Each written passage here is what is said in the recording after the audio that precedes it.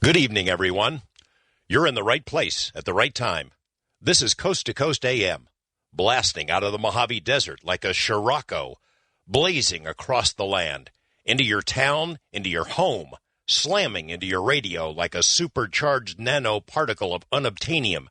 Greetings to all of you from the boldest, bawdiest, most outrageous city in the world, the planetary capital of sun, fun, sin, sex, and secrets, my not-so-humble hometown, Las Vegas, Nevada.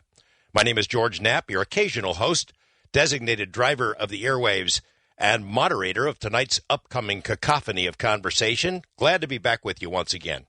First off, if you tuned in to hear our scheduled interviews with two high-ranking government whistleblowers, including former NSA insider Tom Drake, that program had to be rescheduled, had a little bit of a snafu.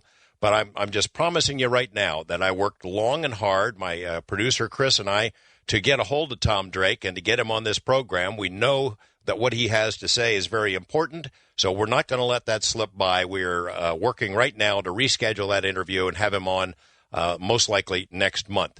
However, we're glad you're here and are confident you're going to hear a mind-bender of a program tonight. My main guest is a prolific author and a deep thinker, Whitley Strieber. His online website, Unknown Country, and his online podcast, Dreamland, are among the most popular offerings in the entire cyber world. His books have sold millions of copies.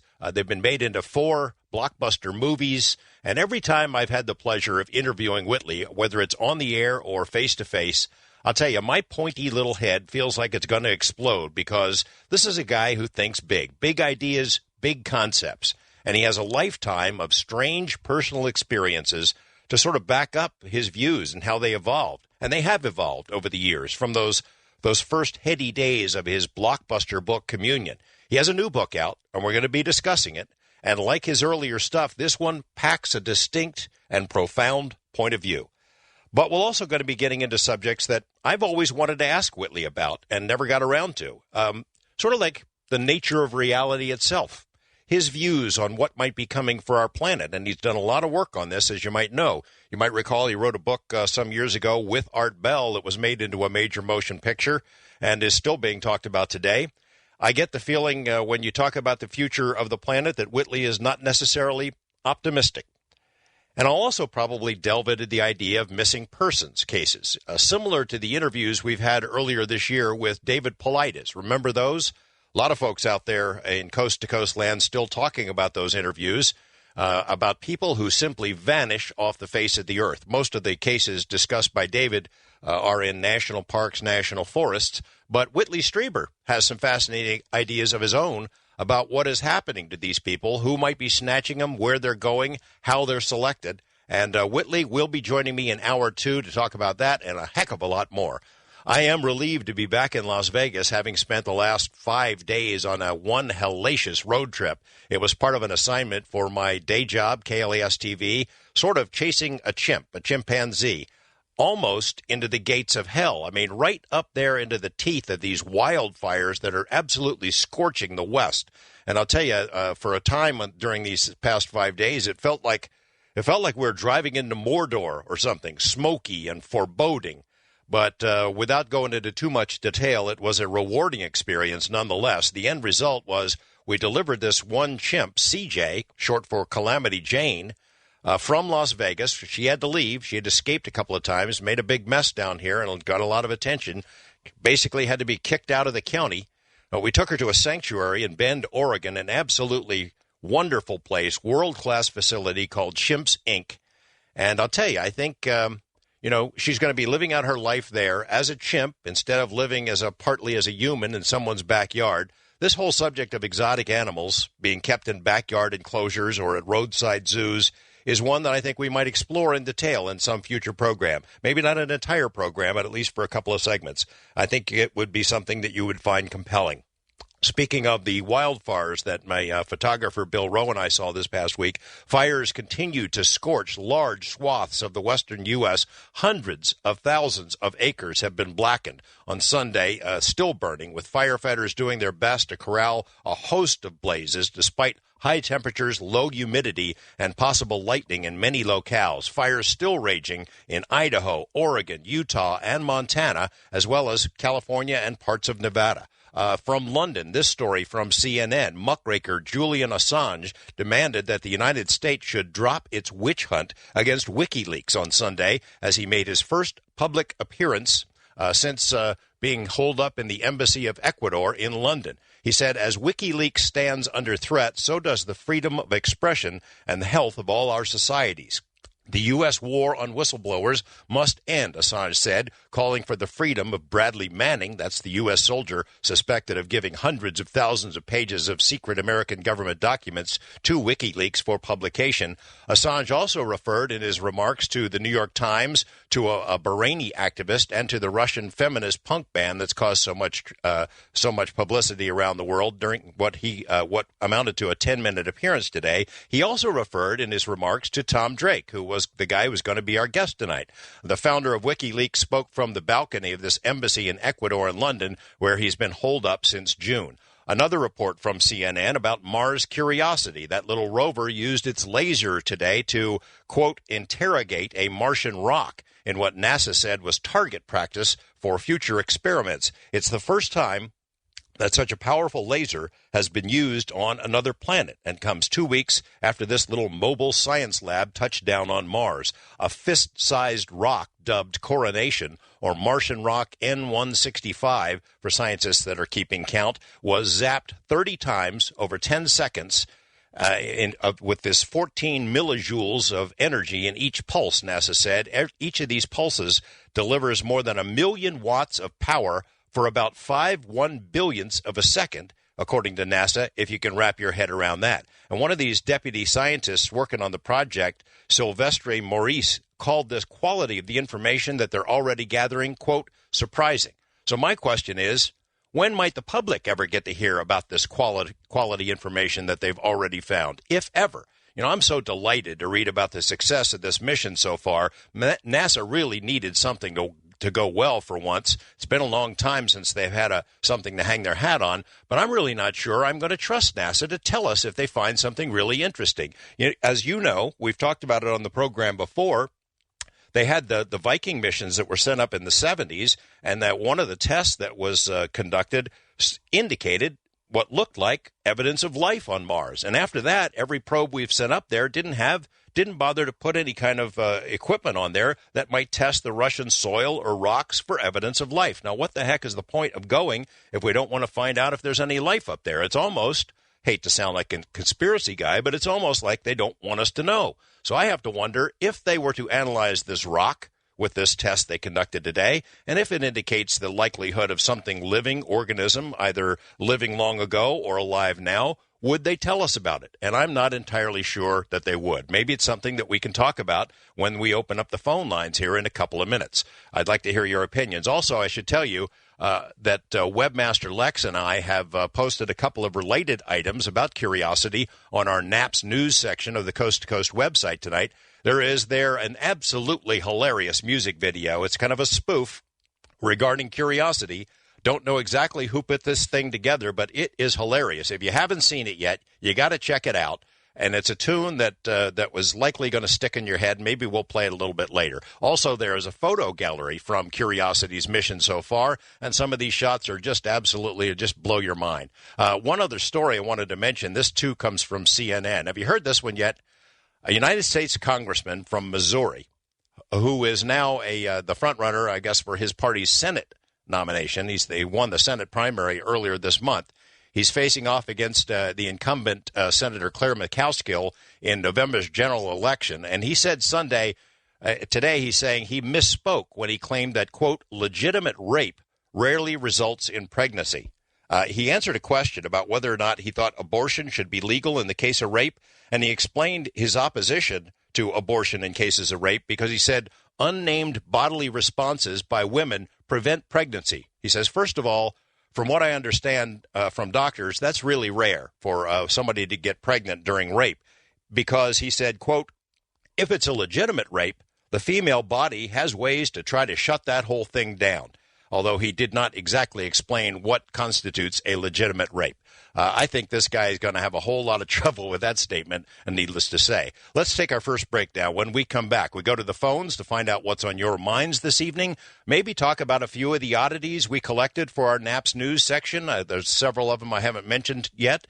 And then we'll prepare for an all-out onslaught of awesome insight from my guest, Whitley Strieber, coming up at the top of the hour. Don't go anywhere. Good stuff, good tunes still to come. I'm George Knapp, and this is Coast to Coast AM. Hey, everyone. I'm George Knapp. Welcome to Coast AM. Coming up at the top of the hour, a prolific author, deep thinker, Whitley Strieber, here to talk about a new book and a heck of a lot more. Do want to mention a couple of other things before we open up the phones. One is, I'm no expert on sea monsters, never done a program or read that much about Loch Ness. I'm kind of interested in it, but I did see something over the past couple of days that really caught my eye, and there's video to go along with it. It's a story about what looks like a sea serpent that appears in a Norwegian lake. And a sharp-eyed lady with a video camera captured some really intriguing images as kids are flapping around in the water, and this is really a weird kind of a thing. There's a story to go along with it. It got a lot of attention in Norway, so we posted a couple of items. Check it out if you get a chance. I should also mention there's kind of an interesting story that happened here in Las Vegas today. It's not on the Naps News section, but it was just so strange. Guy walks into a Dairy Queen. Sounds like I'm starting a joke here. Guy walks into a Dairy Queen, and he's carrying a samurai sword and tried to rob the place. Problem was the guy behind the counter had a gun. And you know that old line about never bring a gun to a knife fight? Well, that certainly proved out today because the would-be robber was shot dead right there. You'll recall maybe one other item. You'll recall a couple of months ago I mentioned this documentary directed by Martin Scorsese. It's about George Harrison. George Harrison living in the material world. I told you I thought it was a fabulous project. As we've mentioned a couple of times on the program, this being the 50th anniversary of the Beatles as we know them getting going, a lot of attention being focused on that iconic band. Today, the news arrived that I guess this program was nominated for 6 major awards, Emmys, and all kinds of different categories. I tell you, if you haven't seen this thing and you're a fan of the Beatles, you really should check this out. Now, let's see. Let's go to the phone line, see what's on your mind. Bill is on the first wild card line. Bill, how you doing? Yes. Hi, George. Hi. Okay. Hi. I have a fascinating idea I've been thinking about for the last 2-3 weeks. It involves life, it involves the multiverse idea, but it also involves specifically time loops. I'll explain what I mean by that. Okay. Individual time loops, as well as a collective time loop, if you want to call that, for our whole planet. I suppose a time loop would involve our whole universe. Could it be that I'll make it simple for each of our lives, but it relates to the planet also. Could we have had, all of us who are living, after we die, a time loop where we repeat our own life again over and over and over and over and over, but because all the past lives, let's say the past 100,000 lives, 1 million lives, 1 billion lives that each of us have had, as well as the world has had, as well as in the future, well, that's in the future, but in the past, is stored in our unconscious or collectively in our collective unconscious. Could it be that in some cases we can learn from certain things that were real bad? Like I gave your producer one example where someone's driving a car and they have a feeling that they want to take a right-hand turn. They just have a feeling, no, I don't want to go right. I'm going to go straight. They go straight, and just as they go straight, a car passed by just behind them, and they realized that they had taken a right-hand turn, the car would have hit them. And my point is, in that one example, in a past life, maybe the most recent life for that person, that car did hit them, and that person died then. So that multiplied by 1 billion or many trillions of times are different things happening in past lives that the next life we learn from a little better. Now, to put that in a collective sense, maybe we now realize, putting it politically now and scientifically, maybe in a past life before this one, or 5 lifetimes ago, the Mars Science Laboratory rover crashed. This time it landed successfully. What I'm trying to say is politically, this is my last point, maybe unconsciously in the collective unconscious of our country, we realize that in the last life, Mitt Romney and Paul Ryan were the ticket, and they won the election, and they made the economy worse by taking money from the middle class and the poor to give tax cuts to the rich, and made the situation direly worse. And so maybe that's one of the reasons, on top of not curing global warming, which Romney and Ryan don't think global warming is a fact, which it is, maybe the reasons why unconsciously the United States voting population realizes Barack Obama and Joe Biden must win a second term. What do you think? Or Bill, or they made it better, or the reverse happened. I mean, if the theory about the multiverse is true, and a lot of people believe it, and I'm pretty interested in it and think it's got some basis. If it's true, then all things that are possible, pretty much everything you can imagine is happening. So somewhere there's a universe where Mitt Romney and Paul Ryan made the thing get elected and make things better. So I don't want to get into a whole political discussion, but I'm with you on this. However, I'm not quite sure I buy the idea that we learn about it and that we learn from our mistakes or we learn from our experiences. If you're talking about the multiverse and an infinite number of you, so you. One version of you had a heart attack in the middle of your conversation here, this phone call, and died. Does that guy, does the guy who's still talking to me on the phone line remember that experience from the other version of him that's dead? I don't think so. Here, don't worry. Go back. I'm sorry. Say it again. Say it again. I want to. Well, I'm not going to say that again. No. I mean, if you got to pay attention here if you're calling in. I'm just saying I don't think that it's a next life possibility. I think if you believe in the multiverse theory and there's an dimensional aspect to it and an infinite number of you out there, that I don't think that the one of you that's conscious and talking to me right now knows what the version of you that died experience. I don't see that happening. Bill, thank you for the call. Well, I appreciate the call. I like talking about this stuff, and thank you for starting us off with something meaty. Kevin in Warsaw, New York. What's on your mind, Kevin? Hi, George. Love your work. Thanks.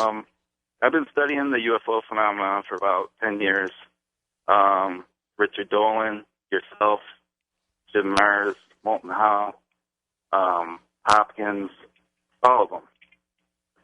I pretty much think all the problems, even, we've watched the political stuff, all the things going on, the pollution, the wars, just everything in a whole. I really think everything's going to come down to the UFO phenomenon. Tell me why. Shortly. Okay. Well, I think with technology now, YouTube, communication, it's only one big sighting in the daylight, whatever.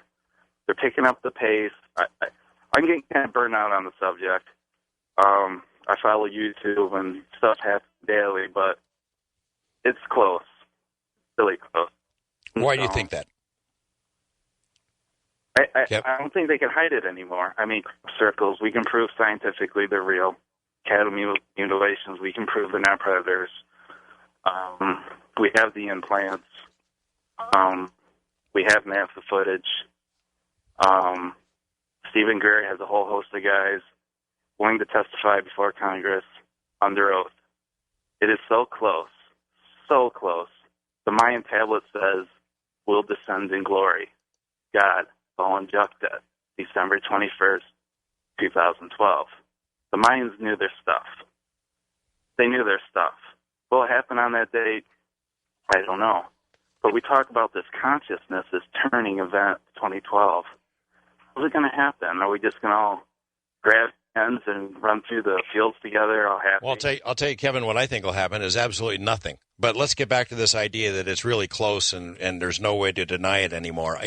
I'm not quite sure what disclosure would mean to you, what it would take for it to constitute. There's they've pulled back the curtain and now we know the truth. I personally do not believe there's anything like that that's going to happen. Not now, not ever. I think to a large extent that what we know, the things that you just listed, they're already out there in the public arena. We already know about crop circles. A lot of people care to dismiss them outright. They don't want to believe it. They don't want to look at the evidence. Most people probably are not that concerned about UFOs. It's more of a passing interest, if anything. There are very few people, the folks who listen to Coast, who read the books by people like Whitley Strieber, who are interested in this stuff, intensely interested. But beyond that, I think most people are more interested in paying their mortgage and raising their kids and buying the groceries and just going through their day-to-day lives. And they don't push for a disclosure of any kind.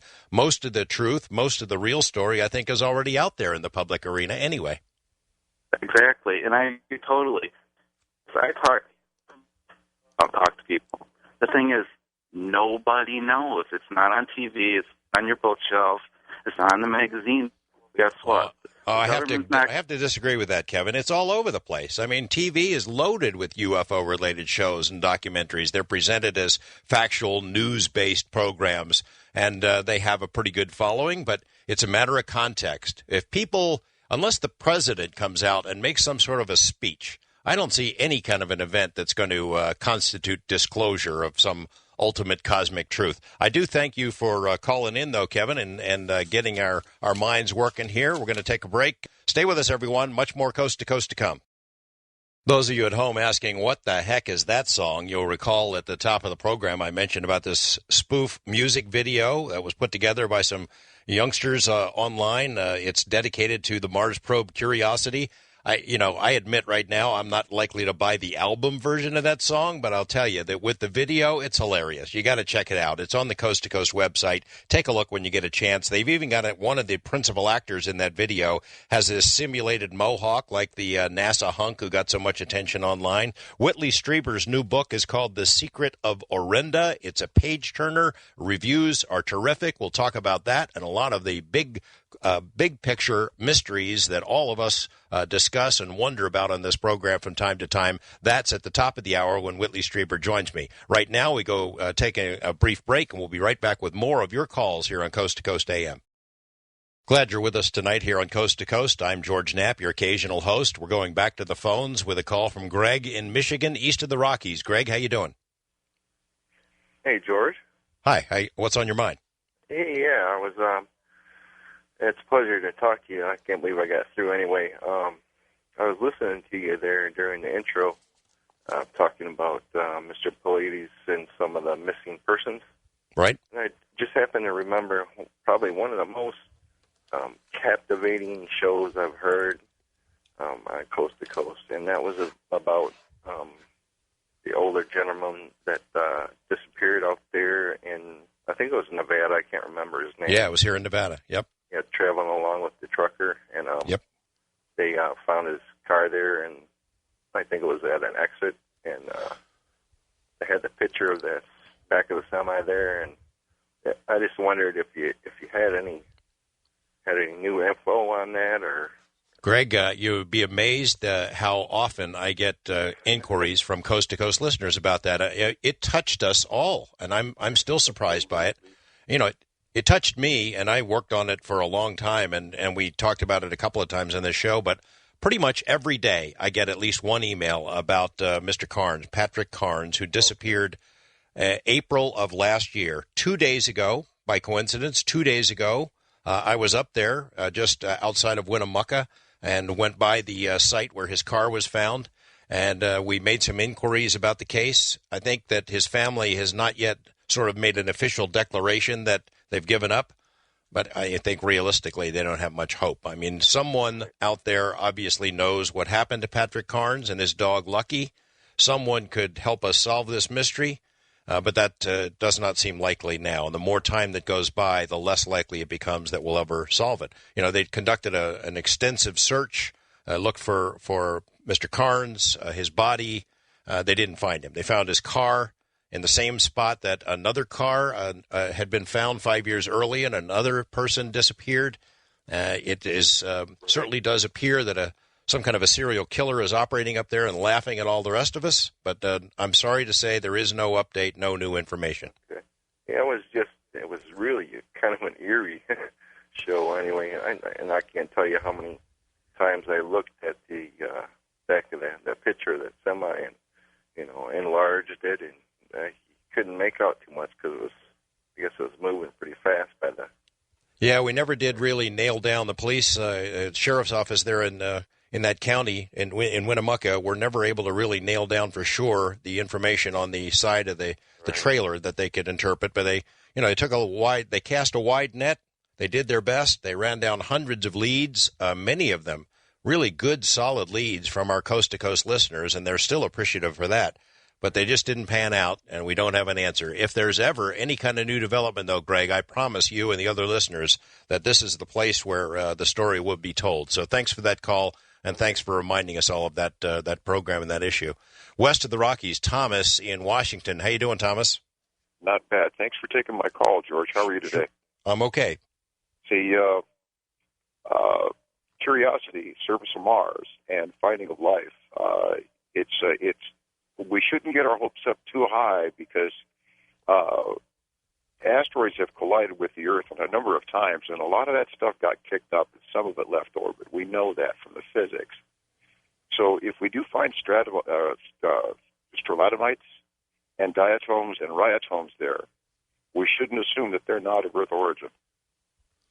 Well, what's your take then on that, the chunk, the meteorite that seemed to apparently contained evidence of life that, at least initially, the scientists believe it came from Mars and landed on Earth? Yeah, it Remember? appeared to be it appeared to be a nodular worm. I'm not really sure what the magnification was, so it's always been hard for me to put it into scale and classify it. But there are geological explanations for a formation like that. And as far as finding life on Mars that's exclusively Mars's, it's going to be a long road in the process of finding that, proving that. But when we find a small fish, that could have been kicked up and frozen and put out into the orbit of Mars as well. Even larger species could be there, evidence of them. Meaning that it came from us? It certainly would be really exciting to find something that is, truly unique from Mars. You're suggesting that maybe, just as some scientists believe that this evidence of life from Mars landed on Earth, that evidence of life from Earth could be on Mars. Huge masses of ocean got scooped out along with the bottom underneath it and went up into orbit, froze, and some of that did in fact. The physics shows that could leave orbit, and then it rained down on Mars at some passing in the Martian solar cycle. You know what, Thomas? That's a really good point. It didn't even occur to me, but you're absolutely right. And NASA would have to be very careful. My problem with NASA is they're too careful. I know they don't want to make a mistake and have egg on their face or something, but I am really not entirely convinced that if they find evidence of Martian life on Mars, indisputable, that it's something that is Martian, not Earth originated here, that I'm not sure they'd tell us. I really am not sure. And I'll give you a chance to say what your opinion is on that. Well, have you seen the lava tubes on Mars Marinaris? Yeah. Okay. If we were going to go somewhere, if we were going to put people out there, even if it was a one-way trip, and I'm sure you could find volunteers to do it, those lava tubes would be habitat in a right direction as far as a place to go.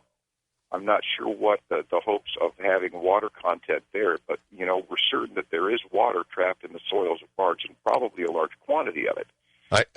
I'm asking you, though, what do you think about whether NASA would come clean with us if they found the proof? If they found the proof of what specifically? Life, some kind of life, that Martian life on Mars. That's what we were talking about, right? Martian life on Mars, indisputable evidence. Would they tell us? Yes, they would.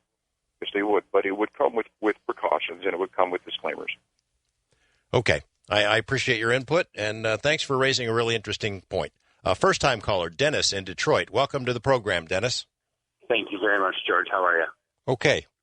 Good. I heard the first caller, one of the first callers about the alternates of reality, and your question kind of caught me.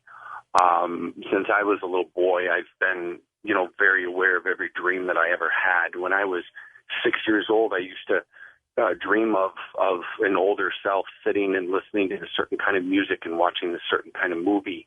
And turns out later in life, it was one of my favorite bands. It was all the Pink Floyd music. It was the movie The Wall. I've had dreams about a young child with me my whole life, and now that I have a son, it's all the same. I've always felt that I have been able to just know, not what's going to happen, but what is already happened. I don't know. Well, I mean, knowing what's already happened, that's called knowing history. I don't understand what you mean. Well, I guess your question, if we were talking and my alternate self had a heart attack, would I know? Somehow, yes. I completely believe that I personally would know. Maybe it's a different, chemical, or maybe it's a different heightened sense of reality or whatever. But I've always felt very, very aware of just what is happening, what is going to happen, what has happened, or what could happen. Okay, well, let's test that now. So how do you die? In this life, how do you die? Have you dreamt about that yet? It's not really how I die. I just know that when I do go, I just see this kind of room. It's a room, and there's no anxiety whatsoever, because that's a thought process that human beings have is death. You're not human unless you think about the evidential reality of it. And well, Dennis, let me ask you it this way. Let me put it a different way. Give me an example of some concrete information that you think you've accessed from some other reality version of you that you know in this version. Like what? My son, my son, from look to everything since I was a younger, I don't want to say a younger boy, but a younger child. Things that we do together, facial expressions that he has. I've just, when my wife got pregnant, there was no doubt that first time she told me, it's like, oh, this is the boy. There was absolutely no absolute doubt. Blonde hair. That she knew it was a boy. She knew it was going to be a boy. But I mean, you're 50-50. This was right after the pregnancy test and the screaming in the bathroom. I said to myself, "That's the boy." That's the boy. I mean, I'm still trying to figure this out. Why it has to be something unusual as a way to come up with that information, rather than just what every other couple faces. Well, because I've never thought of them as visions. I've actually thought of them as what is happening in life. I've heard theories of everything in existence happens at one moment. Every universe that you are in, every infinite number of infinite realities that you can possibly have can happen within that instant. And, people have visions, people have dreams, and I understand the concept. I'm just saying that can you show me an example of something that you know that you couldn't know otherwise, that you know in this life, in this existence, this plane of existence, that you got from a version of you in another existence? Just knowing that your wife's gonna have a boy, I don't think that meets the standard. No, nothing like that. What I mean is things that we do now. Okay, like what? That's what I'm asking you. Like what? What? Facial features. The clothes that my wife comes home that he buys him. It's just things that I have known, that I know. They seem like, okay, this is what George. I'm even a little perplexed about it, because it's this constant thing that's been happening in my life where things happen. It's like I already know that this is happening with. Well, I would say, Dennis, I would say that is a gift, and to use it wisely, my friend. And I'd say that, I agree with you completely. Doesn't it feel sometimes, I mean, I've felt it since I was a kid, that some days just seem more real than others, and some don't seem real at all. They seem like scripted, or you're going through the motions or something. I think we all have those feelings. And, of course, we all have dreams. We all have ideas about what's going to happen next, and coincidences. It seems like we read people's minds, or we say something, and a couple of minutes later it comes on the radio. I think that kind of stuff happens to all of us. Don't think it's quite proof that we're tapping into another reality, but it could be. I think your idea about everything that happens all happens in the same microsecond is an interesting theory. Tough one to prove. But, Dennis, for your first time call to Coast, that was a pretty good one. Thanks for keeping our juices flowing here. We're going to the wild card line. Andrew in New York City. Andrew, how you doing? Good. How you doing, George? Thanks for taking my call. Sure. Going back to this curiosity rover, I agree with you. I think it was great for NASA. I stayed up watching it, and I felt like it was an awesome accomplishment. And I don't think it was shown that much in the media how great it was. But I want to know if they do find life, which I think they're going to. Is people even going to care? Is it going to be in the headlines for a couple of days and then it's just going to fade out? Or do you think it's going to be game-changing news? I think it's game changer. I think the world is ready for it, and we've talked about it on the program many times, just how much information, in particular, the audience listening tonight, how much we know about the possibility of life out there, either other planets, other dimensions, whatever. I think this audience might be more ready than anyone, but I think it would be huge news. I think it's a game changer, a planet changer, a paradigm shifter, whatever you want to call it. I would hope that it's more than news for just a couple of days. I would hope that it inspires the American public to offer more support for NASA because there's so much more they could do. I mean, no one's in favor of spending money on anything, but my gosh, if they find life up there, evidence of life, indisputable evidence, I would think that there'd be a heck of a lot of interest in going back to getting people on Mars and exploring and doing the kinds of things that humans basically were made to do. Don't you? I think so too. I would hope so. I mean, I grew up going to NASA little things and being excited about it, and I think it's great. It seems like NASA's not really there in much of little kids' minds these days. And it's a shame, too, because when I was a kid growing up, you want to be an astronaut. They were the heroes, you know? No, it was one of the top 3 things you wanted to be. Other than a cowboy and something like that. But you know what? Like you, I'm rooting for NASA. I mean, no one has been more critical of NASA than us on this program, me in particular, some of the interviews we've done. I mean, NASA is, to a large extent, just a jobs program anymore. It doesn't seem like they're interested in big, adventurous, risky ventures where, there's a sense of adventure in the whole thing. They like to take things quiet and keep their heads down and keep their jobs. But so I'm rooting for them, and they needed this. It's an incredible accomplishment to put that thing down and land it all that far away. It's an amazing thing, and I like you, I'm happy to see it for NASA, and I surely do hope that if they find some really amazing stuff, that they come clean with us. But as mentioned a couple of times earlier, I'm not quite sure. Andrew, thank you for the call. Dan, also in New York on the wild card line. How you doing, Dan? Better make this a quick one. We're going to go to the break soon. Very little time. Listen, you said something about a while back about that you do not believe that it would be depressing if they were extraterrestrial only, that you find it exciting if they were from other dimensions. Other dimensions, parallel universe, time travelers, that's all murdering, literally murdering ufology. They are from other solar systems only, and I promote that. And someday I'd like to come on coast to coast to debate this issue. Scientists have already said a year and 2 years ago that the physics is different throughout the cosmos and that life would be different, have a different chemical code. If that's the case, then whatever we see these alien crafts do, then that would mean that, well, they're only using the physics, the chemistry, and elements and matter and energy that they're utilizing, and we don't have access to it here. So they would be a lot different. Secondly, you said that you don't think we'll have disclosure at all. Well, what do you mean at all? In 5 years, 5,000 years? I believe the government is going to tell the truth eventually, but we need to accelerate it. Telling the public on radio that we're never going to have disclosure in our lifetime or our grandchildren's lifetime is actually killing ufology. Dr. Stephen Greer and his people... Oh, Dan, stop. Slow down here. I don't want to hear you. No, just be quiet for a second now.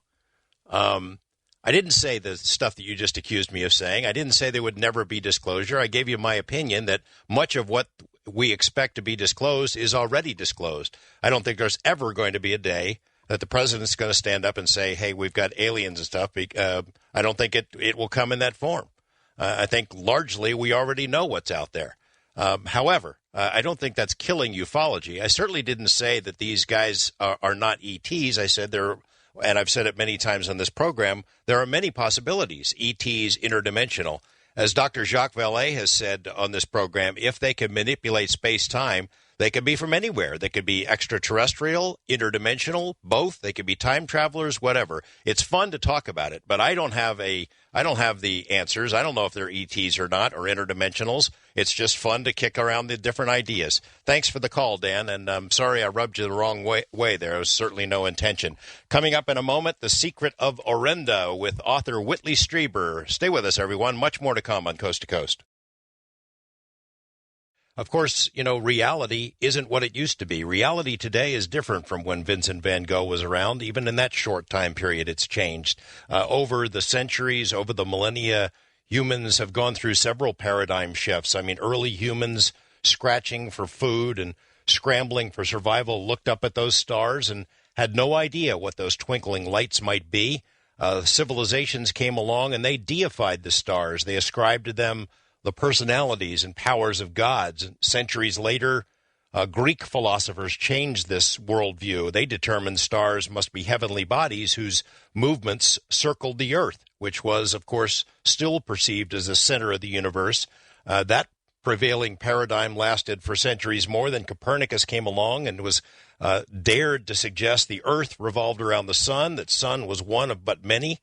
Then the printing press helped to usher in this new paradigm, which changed again. I mean, our current paradigm has led to the realization there are millions of other galaxies in the vastness of this known universe. And the larger the universe gets, it seems, the smaller and less important we humans seem to be. As one novelist put it, the history of astronomy is the history of increasing humiliation. And I'll tell you, it's entirely possible that we are due for another jolt, that we have another paradigm shift coming, one that could change our view of reality far more profoundly than all the other previous paradigm shifts put together. Our understanding of reality is changing. The ideas that we've already talked about in the first hour, the multiverse, other dimensions, the possibility that there are an untold number of versions of you living somewhere else, some living, some dying. That's heady stuff. It would be profoundly life-altering, planet-altering if we conclude that there is life on other planets, that it sometimes visits us here. If there is definitive proof or some kind of a disclosure that came out, everything would change. But it would also change if we came to a realization that there are other kinds of intelligences around us, call them ultra-terrestrials, whatever. There are many different theories.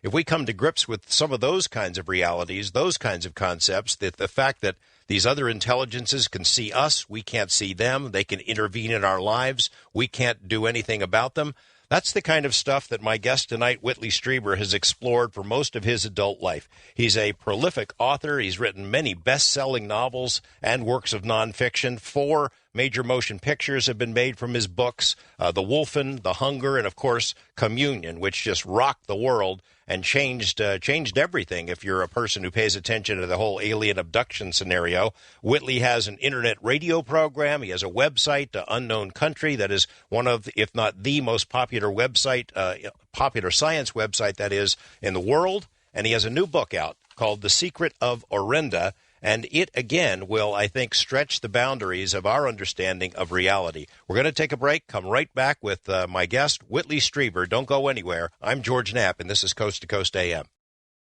I was poking around online to collect bits and pieces of information about Whitley Strieber just for the preparation for this interview, and one of the things I saw online that kind of jumped out at me is this Wikipedia description. It says, Strieber has maintained a dual career of author and, quote, advocate of alternative concepts.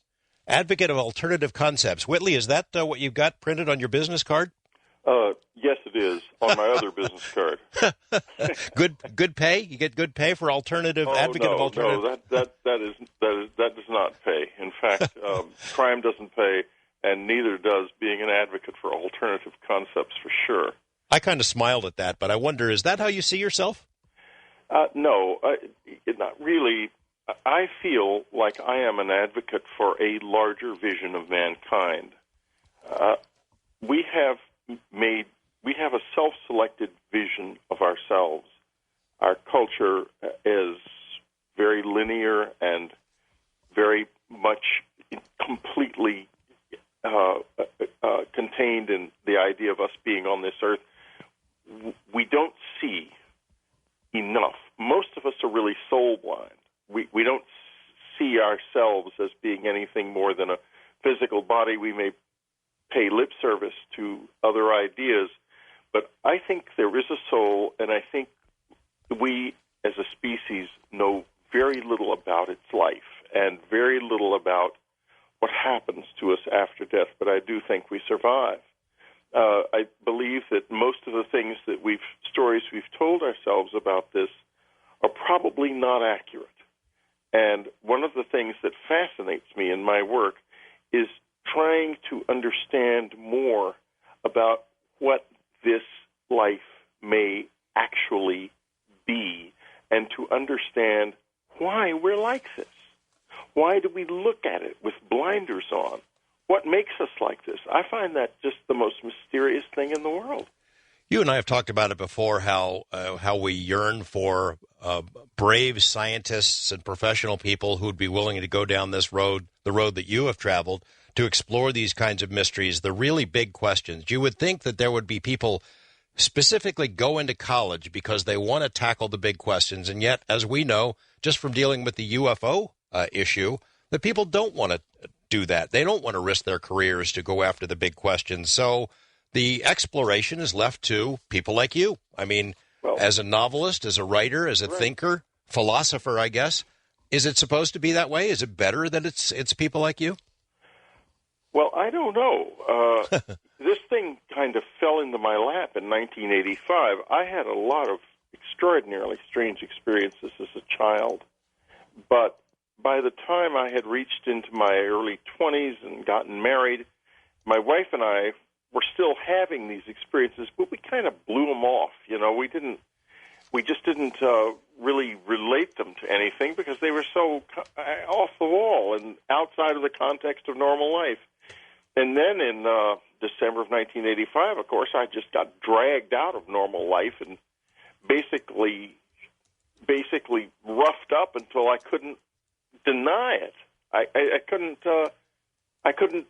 I had to face it. It's something real that happened to me. But even that took 3 months.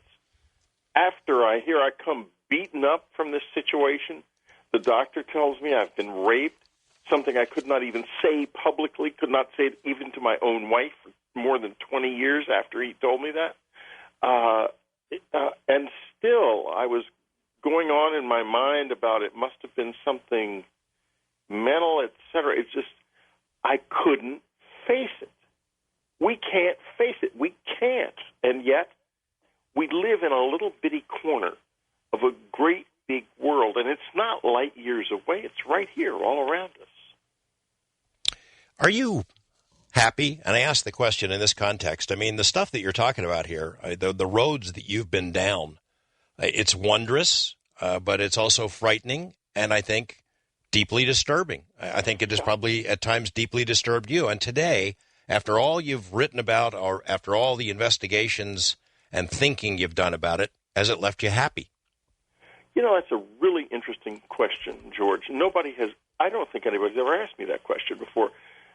Here's the situation as far as that's concerned. I'm really happy in my family life. I'm very happily married. And I have an extraordinary wife, which many of the listeners who know of her and her work, Ann Strieber, with her work on Unknown Country and all the things she does. She's brilliant, and we just are deeply, deeply in love. And I have a wonderful extended family as well, lots of relatives and lots of dear friends, and that makes me happy. What doesn't make me happy are two things. One is the feeling that, for the most part, I haven't been able to get through. And it's because I am delivering a message of wonder that has a dark element to it, and people don't want that. They don't want the truth. They want it to be either all terrifying so they kind of enjoy the fear, or they want it to be all wonderful so they can kind of take flight with it sentimentally. But it's not like that. What I'm trying to talk about is really complicated. It's really dark, and it's really light, and it's more shades of gray than you can possibly imagine. I haven't gotten through with that. The other thing that's happened to me is, outside of the context of a fairly small community by comparison with who I ought to be reaching, I'm like a dead man. No book reviews for years and years. Like New York Times Book Review, I'm a corpse. No kidding. They do not touch me because I think most of them are punishing me because I wrote Communion. And they don't probably really think about that consciously. I don't think they think about me at all, frankly, except perhaps to think, oh, yeah, that guy. I don't want to fool with that guy. And the reason is partly cultural. A reviewer is not going to want to make a commitment and say, I want to review the books of a man who thinks this way so far outside of the box and who has done this, which none of us would ever dare to do. And yet, frankly, I think I'm one of the few people on this planet alive today who's ever told the darn truth as I see it and not equivocated.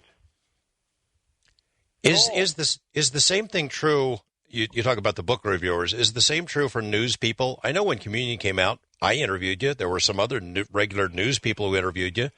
Do they shun you as well now, or are you occasionally? Well, they did a great job in those days, but the news, I'm not part of the news anymore. The news, in my case, the news lasted an amazingly long time, like 5 years I was on the news. Right.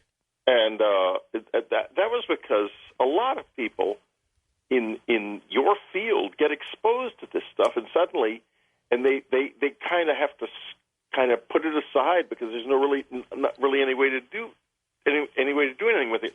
Suddenly, here was a guy who was articulate, who could talk about it sensibly, who wouldn't say that it's this or that or the other thing and make all kinds of pronouncements about it that he couldn't back up. And yeah, they liked having me on, but that can't go on forever. I don't think that they're intentionally turning away from me now, but I also don't think I have any, if some huge UFO event took place or like that listener was going on about earlier in the show, that there would be some sort of disclosure moment or something, which I would very much agree with you. I doubt, I have my reasons for being all but certain that would not happen. If anything like that did happen, yeah, then I'd be back in the news. Sure. I'm sure I would. Back to the question about whether you're happy or not. Let me take it from a different tact. You had no choice about the events that have happened to you, these things, these intrusions and intruders and the things they've done to you. You had no choice about that. But is there a part of you somewhere that says, I wish it had been somebody else? I'd like to be able to do stuff without that in the back of my mind, without... Yeah, there is. Very definitely. I have regretted for many years having written Communion because it caused me so much trouble and eventually led to the sequence of events that caused people to stop buying my books and ended up with loss of my cabin and still living a life that's nowhere near the kind of life that I probably would have been living had I just stayed a normal writer and not written about this. Writing about this was a curse I brought upon myself and my family, and I do regret that. I especially regret it because my kids have not been given the kind of things that a father and grandfather would like to be able to give his children because I can't afford it. And that has saddened me greatly. Let's touch on this issue of disclosure for a moment. I'm sorry if I cut you off there. No, go right ahead. Because the caller did get pretty ticked off about the whole thing and how a discussion of the multiverse or other dimensions is destroying ufology. Take a whack at that. Okay, well, first of all, I'll take a whack at disclosure. Yeah. All right. You're a newsman. Here's what would happen, and you tell me if I'm wrong. I'm sure I'm not, but anyway. Say instead of the president sitting down and making some enormous pronouncement, they simply had someone in NASA say, we do see from time to time things that we cannot explain. The British Ministry of Defense just said that. They just said that they had about a case a day that they couldn't explain. But say someone at NASA said that and then added what the British Ministry of Defense did not add, of course, that these things do appear to be under intelligent control. Okay, now that's a small story, but wait. Within a week, there will be a question being asked all over the media of everyone they can ask, which is, what about these people who claim they are getting abducted? And then the next question is, well, if you say then those people are all crazy, what about the ones who have these implants in their bodies? Those people are crazy too? What are those things, Mr. President? And the answer has to be, we have no idea, we can't stop it, we have not the faintest idea of what is going on. And then you begin to open up layers and layers of dark and mysterious stuff, and they're never going to do that. Well, I agree with you. I mean, at what point in a president's career does he think that helps him politically? Never. I know of 2 cases where presidents have considered doing this. And in both cases, the answer was an unequivocal no, because no one knows the consequences of doing it. For one thing, whatever is here is obviously quite content with us being passive and not knowing what's really going on. So if the public did know and everybody was watching everybody else all the time, it might make things very difficult for whoever's here, and who knows what they're like or what their motives may be. The ones I've encountered have been a mixture of the toughest, most appalling beings, people I have ever known to exist, and some of the wisest. And who knows what we'll get? You don't want to make people like that mad. You don't know what they are. And as far as where they're from, this business of discussion of the multiverse and so forth is ruining ufology. Give me a break. The better we are at asking questions, the better we are at coming to more of an understanding. We are dealing with something that is so far beyond us technologically and intellectually that we are much better off looking at casting as wide a theoretical net as we possibly can. And in any case, as far as the multiverse is concerned, there's a lot of good science that suggests that it is real. And not only that, recently there have been some papers about wormholes that it turns out that wormholes, which would be the means of traveling through interstellar space, because you're not going to make it anywhere at light speed. And I'll tell you why. To get to the nearest star at light speed, it would take more time than it would take to paddle from Los Angeles to Tokyo in a canoe. Light is actually moving very slowly in the context of the size of this universe.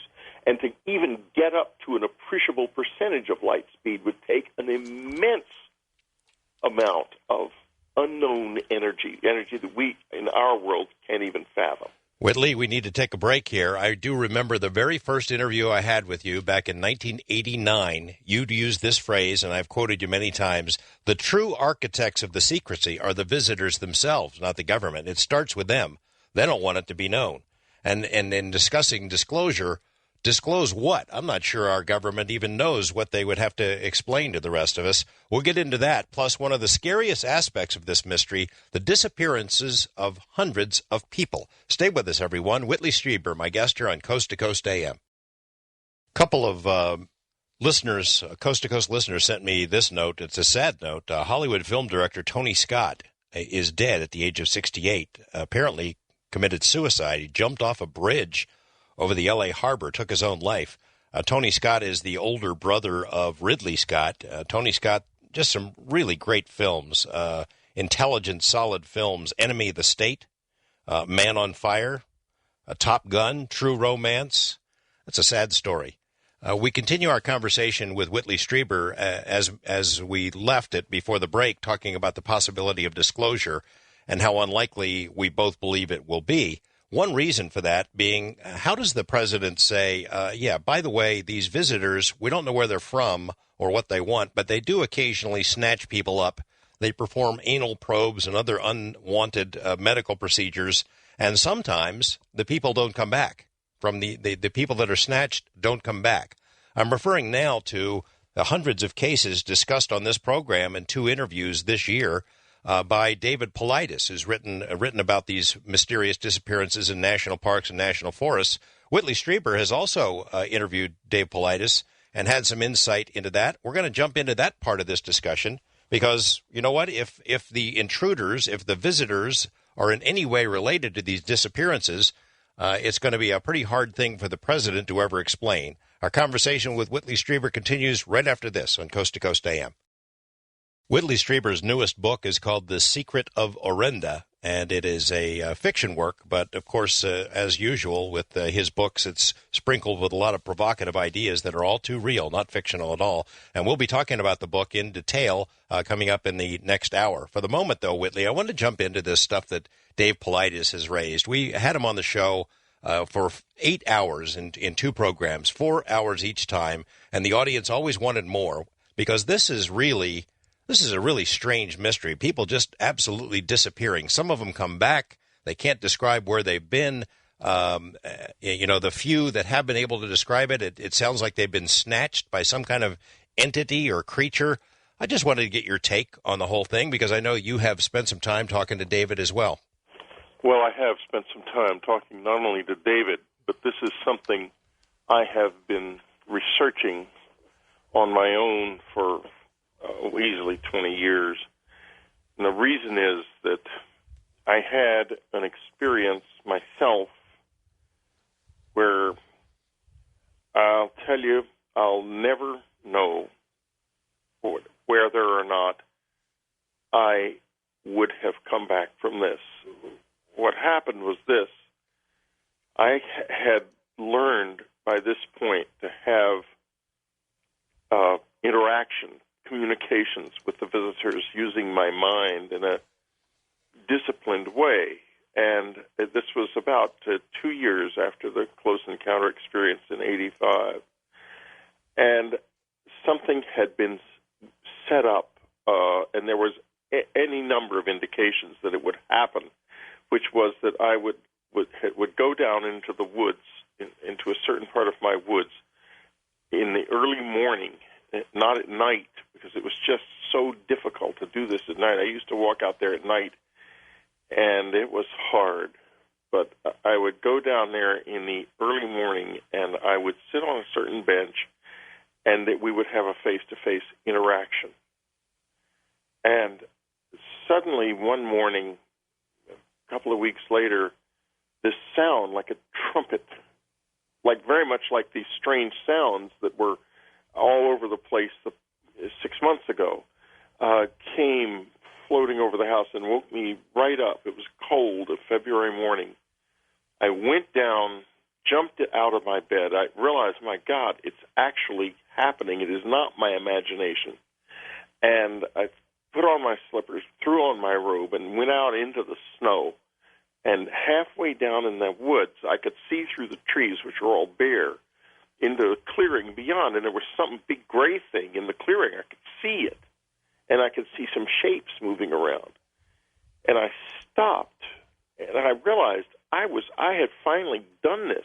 I was coming face to face with this. But when I stopped, this terrible voice came, and it said, "Come on, come on." And I swear to God, I could not do it. I might have been able to do it if I hadn't heard that voice. And I turned around, and I went back to the house, because I thought, what if I don't come back from this? What happens to my wife and my child? With years to wait before they can even get any insurance. And what a horror for me. So I went back to the house. When I put my hand on the doorknob, I heard 3 cries come from above the woods that were the most beautiful, perfect, most emotionally rich sounds I have ever heard in my life. But I don't know which they were to this day. The cries of a disappointed predator or a disappointed lover. And that was my brush with it. I've got a lot more to say about it. Believe me. It's like the sirens. It's like the sirens of Greek mythology, almost. Almost. Yeah, I mean, it reaches that level of intensity. David has done stunning work. I think he might even be on Dreamland. I think he is actually on Dreamland this weekend. And talking about the eastern U.S., which he talked about on Coast a few weeks ago. And he's done a brilliant job. I mean, because he's nailed this thing and shown without question that there are very, very many unexplained disappearances. But the mother of all cases is not an American case. It's from Indonesia, from the island of Sulawesi. And it happens on unknown country. If you go there, go to the site, and you put in the name Lammers, Lamers, in the search engine, and then scroll down to the, or just put in abduction wave. That'd be even easier. That'll take you right to this story of an abduction wave in Indonesia. We've also interviewed Alan a number of times, and people who subscribe to our site can still listen to these interviews. It is the most extraordinary story, and Alan is a very upfront guy. This is not fabricated in any way, in my opinion. What happened was this must have been about 2007. He was on Sulaweisi, and he worked for a non-governmental charitable organization, and they would go back into the backcountry in these places, and they would do things like build solar-powered, low-power radio stations so that the people could communicate with each other and have some communication with their tribal leaders and so forth in areas of the world where there aren't even any roads. And like where he was going back in the backwoods here on Sulawesi, they had to be taken in by specialists. It was so isolated. And on the way in, they were told an extraordinary thing. They were told not under any circumstances to bring any yellow clothing or colorful clothing with them, to only wear black or white, and preferably black. So, and they were explained that people wearing bright colors would disappear. And they thought that meant it was some kind of a taboo with this tribe, and the tribesmen would kill her or something. So, they were careful to wear only black and white, except for one guy who didn't speak the language very well, any of the languages that were in use, and wore some colorful argyle socks, because there was a lot of leeches in the woods in this forest. Everyone was wearing high socks, et cetera. And they go back into the woods, and something scratched him. And they get to this place, and the people there are all amazed that he's even still there, because he's wearing colored clothing. And he proceeds to get a terrible fever, and he barely comes out of it alive. And he didn't see anything. But that's not where this story ends. The guy comes back from this expedition a few weeks later to discover that a friend of his son has been missing for months. He was hiking with some other people in a different area of the island, and they all disappeared. Now, you think, this is a rough place. Of course, there's a lot of reasons they could disappear. She had mounted an expedition to find him, and they did find him. Not the others. The others had gone forever.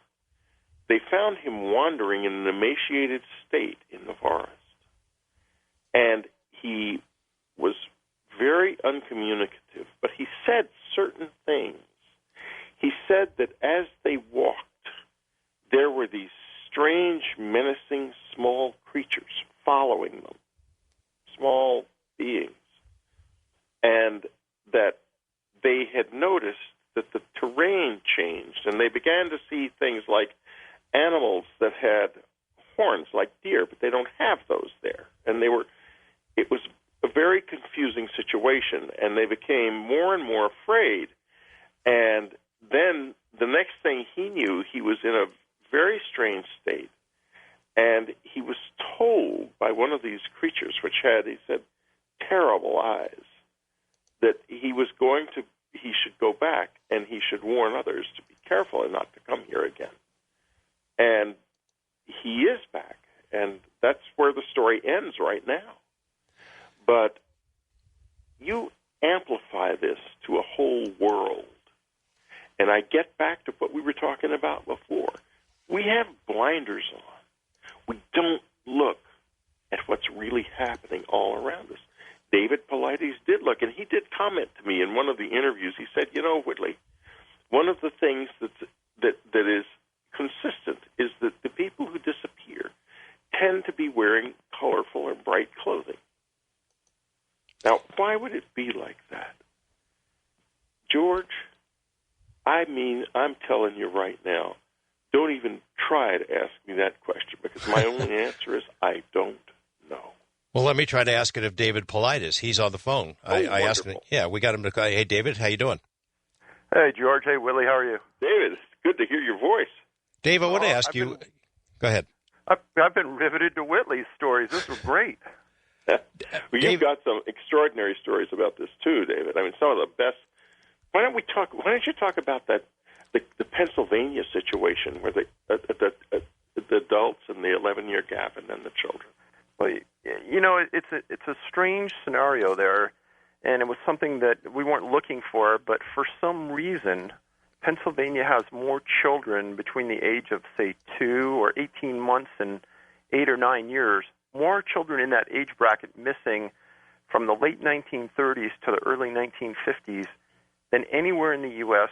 in any time frame, probably times a magnitude of 3. And why is that so? Have no idea. But it's a consistency, and there's a series of small clusters, 3 or 4 at a time, throughout Pennsylvania that are pretty confusing, and they're out in the middle of nowhere. There's one incident where 2 kids disappeared at the same time, both found deceased a year later on a hillside together. One thing you guys talked about a little while ago that I'll bring up is that I don't think I've ever talked about it on the show, but one little girl disappeared in the East Coast, and when she was brought back to her mom, she said, "Mom, I saw small little cows." And I think I said this on the show one time, and the brilliance of your audience, George, sent me an email. I couldn't have figured this out. They said, well, kids have a very simple imagination. Maybe the child, was up in some kind of craft looking down and perceiving the cows to be little tiny cows. Ah.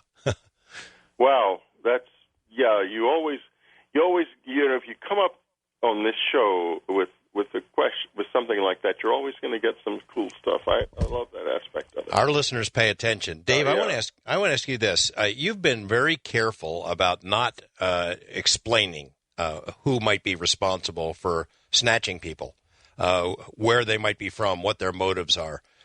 I know that you enjoyed your conversations with Whitley, the interviews and stuff, and you learned a lot because that's what you told me.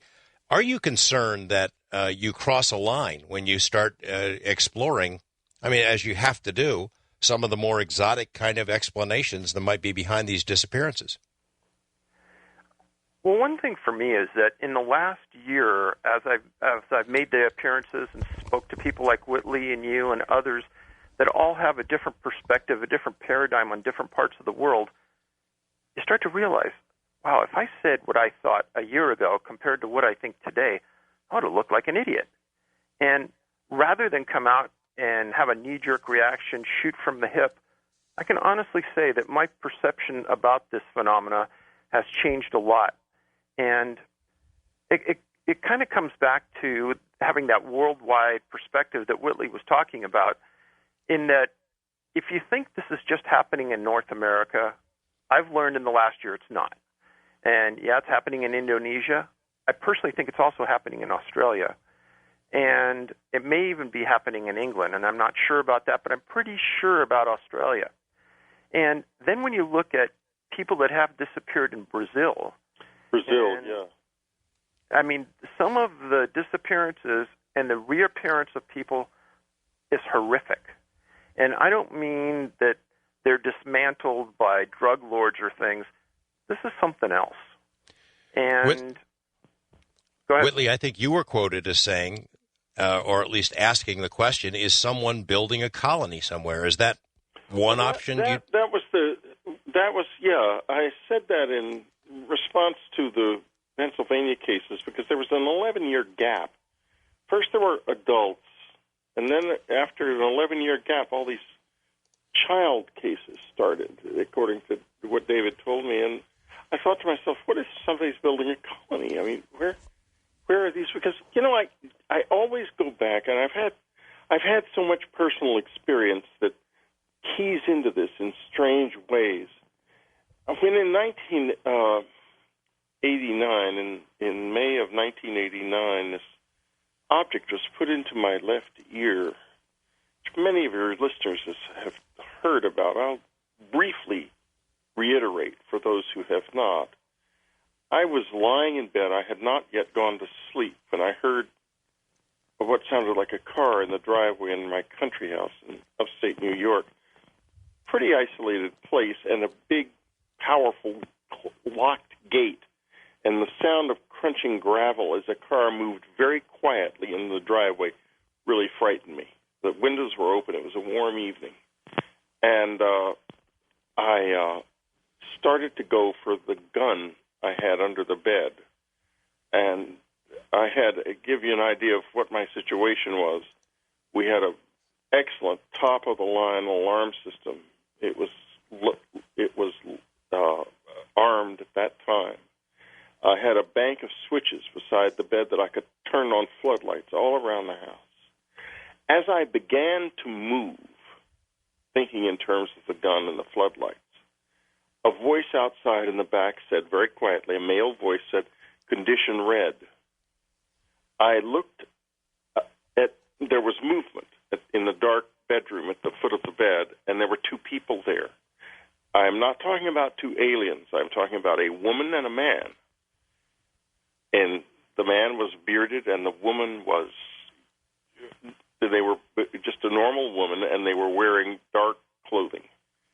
They proceeded, the next thing I knew, I was incapacitated, and this thing was put into my ear. Okay. Now, an attempt has been made to take it out, and there's no question at all. Dr. John Lerner's even been on Coast to talk about it. This thing is not normal. It's not normal. It's not even organic. And it moved on its own out from under his scalpel when he tried to remove it. And I'd made the decision not to get it removed because I didn't know what was going on in there. Anyway, to go on, who were those people? Where did they come from?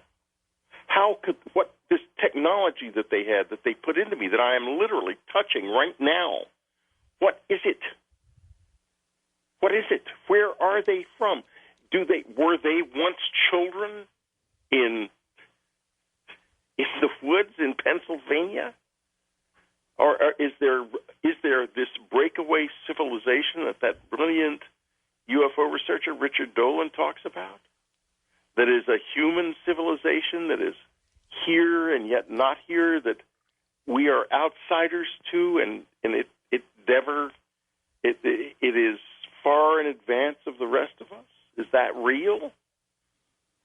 Problem is, Whitley and David, I don't think we're any closer to answering the big questions. We know a lot more, we've learned a lot more, but I don't think we're any closer to answering the big questions than 50 years ago. Whitley Strieber is my guest here on Coast to Coast. Dave Paulides, author of Missing 411, is with us for at least one more segment to talk about these missing persons cases. Much more to come, everyone, on Coast to Coast. Whitley Strieber is here. He's got a new book out. It's called The Secret of Orenda, and we'll be talking about it in this hour as we will learn a lot of Native American mythology and legend and lore included in this this vision of a different sort of a reality that Whitley has explored. Dave Paulides, who is also on the phone, called in to join the conversation for a couple of minutes, has been down this road as well, finding Native American links to some of the mysteries he's explored. One more question for Dave, maybe two, while he's with us, and then we'll get into discussing Whitley's new book right after this on Coast to Coast.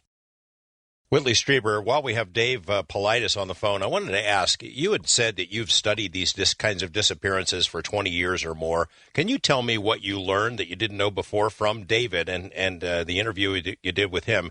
And I ask it in sort of this context as well. And these disappearances that he documents are largely, at least the ones in the United States, rural areas, national parks, national forests. If you were some intruder, some alien, whatever you want to call it, and you wanted to snatch somebody, wouldn't it be easier to make it happen in a city where there could be all kinds of explanations and nobody even missed you? Well, yeah, if you had the ability to do that. What if I think that now I have to tell you, I'm not absolutely convinced that what we're looking at are so much as alien abductions as what we were talking about earlier. I'm not so sure that parallel universes don't exist. I think they do.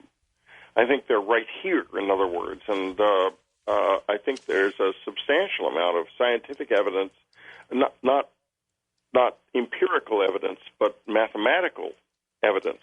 I've read some papers, some very convincing papers, one in particular by David Deutsch of Oxford University. The math is almost unassailable, and there will be, in the next couple of years, experiments at the Large Hadron Collider which may tell us whether or not such things do exist. And if they do, and I think that's something like what happened to the people in Indonesia, then people would have a tendency to disappear in places where, for whatever reason, the curtain that separates universes is thin. And maybe when a lot of us are together, concentrated in a big city, that's not the case. There was at the NIDS, National Institute of Discovery Sciences ranch in Utah. Right. Colin Kelleher wrote about just when the ranch was being taken over by the scientific group I was his co-author. Oh, so you know the story of the wolf that came out of the... Yeah. Yep. Well, this wolf comes out, and I recognized, as soon as I read this, George, I recognized what kind of wolf it was. It was a dire wolf. They were very common in that area 10,000 years ago. Right. And maybe in a parallel universe, they're still there. And it crossed over. See what I mean? I do. And I just have a feeling that the theme of this show has been that we look at the world in a certain way. We put these blinders on and we look at it in a certain way. That's actually not what it's like. It's much bigger.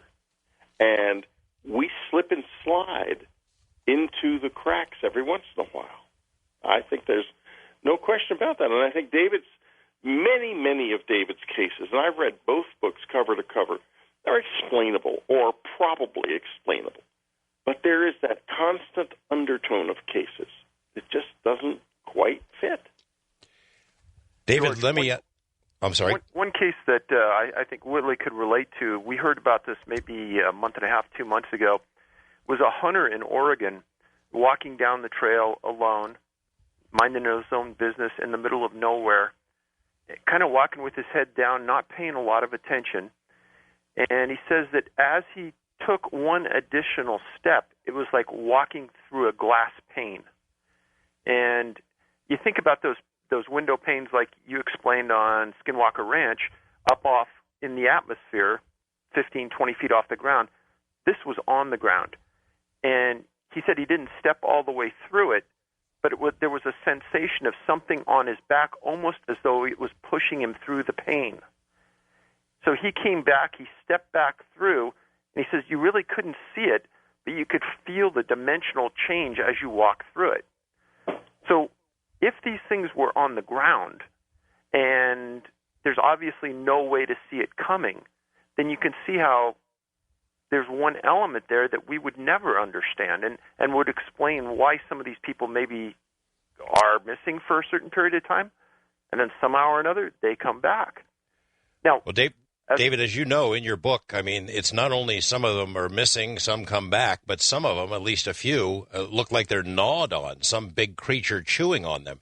In the context of Whitley and I were discussing earlier about disclosure, somebody coming clean and explaining, here's the answer to the UFO or alien mystery. Something's coming from another dimension, and once in a while they eat us. Nobody's going to make that disclosure. Nobody's going to make that statement.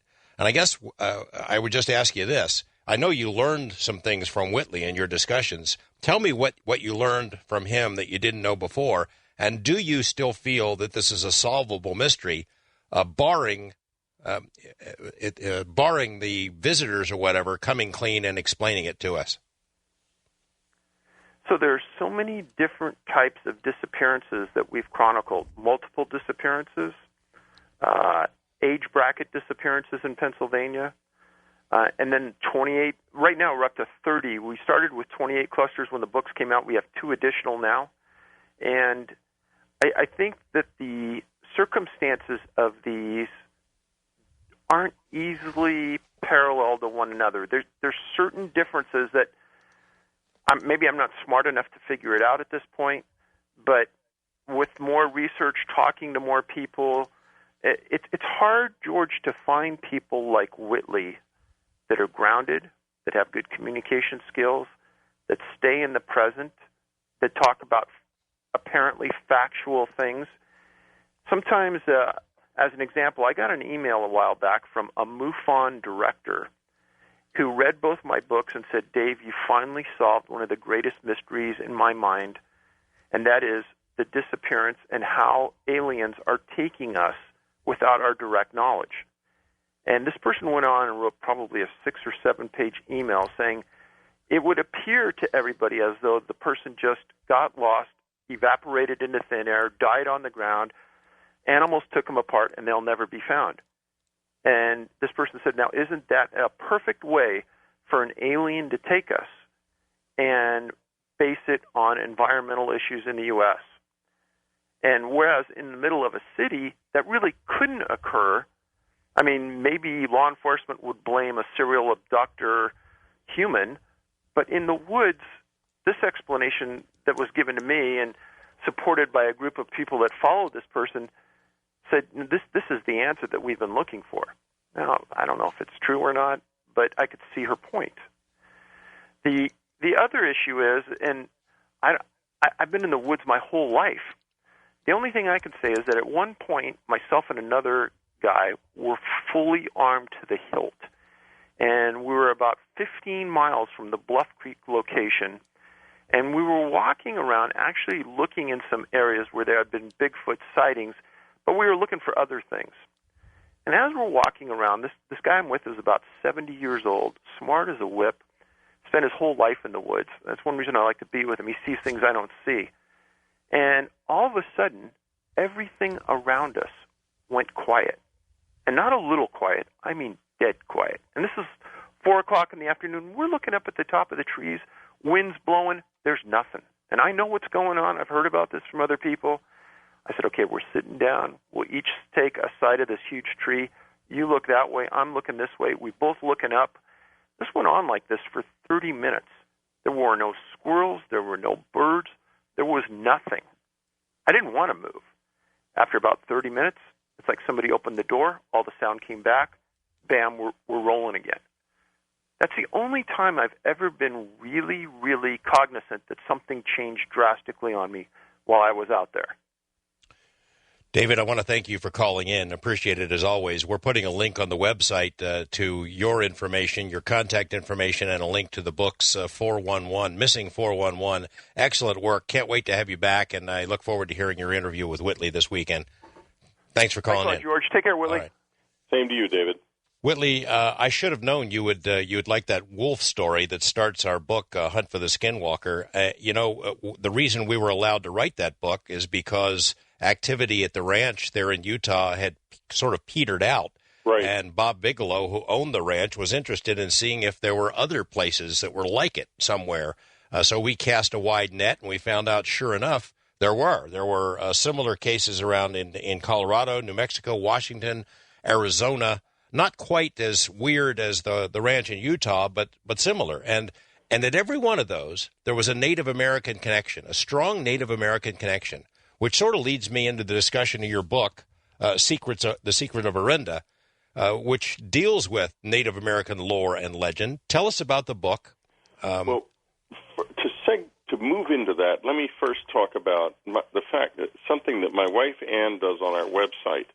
She interviews close encounter witnesses, contactees, and there are about 20 of these interviews on the site, and she's read so many, literally hundreds of thousands of letters from people over the years.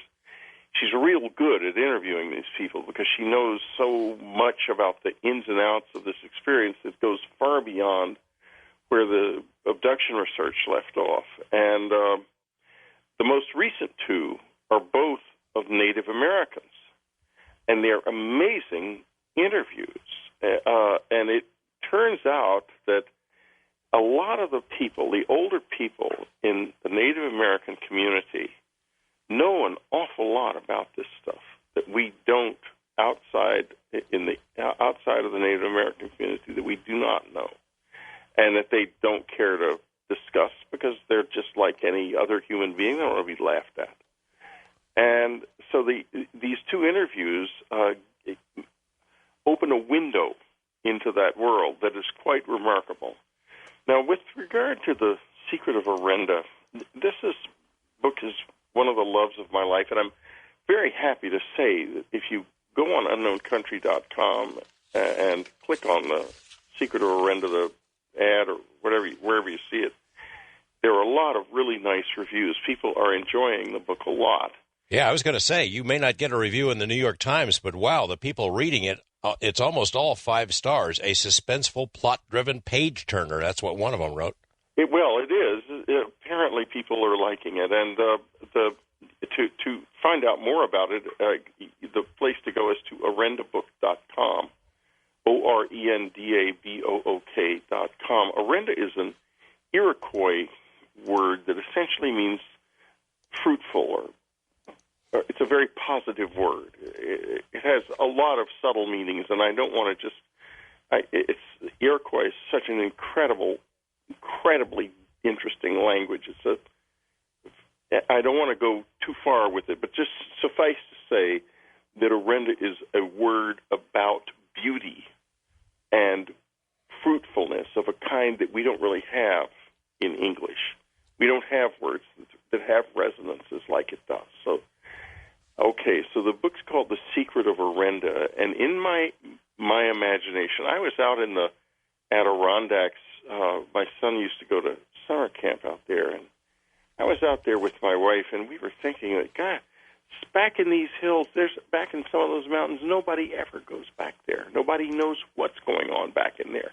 There's no roads, and I thought to myself, I came up with the idea of maybe there's somebody still back there living by the old ways. And I created this community of Orenda. And by the time I was finished with that book, boy, I was ready to move. I'm telling you, because what it is, it's a pre-woodland Indian civilization from the time of the mound builders who had connections to really deep powers. I always think that if you look back into the depths of history and beyond the depths of history, there was great and subtle knowledge. What I call true physics was in use. That wasn't technological, but it just worked because it was perfectly in tune and in balance with the universe.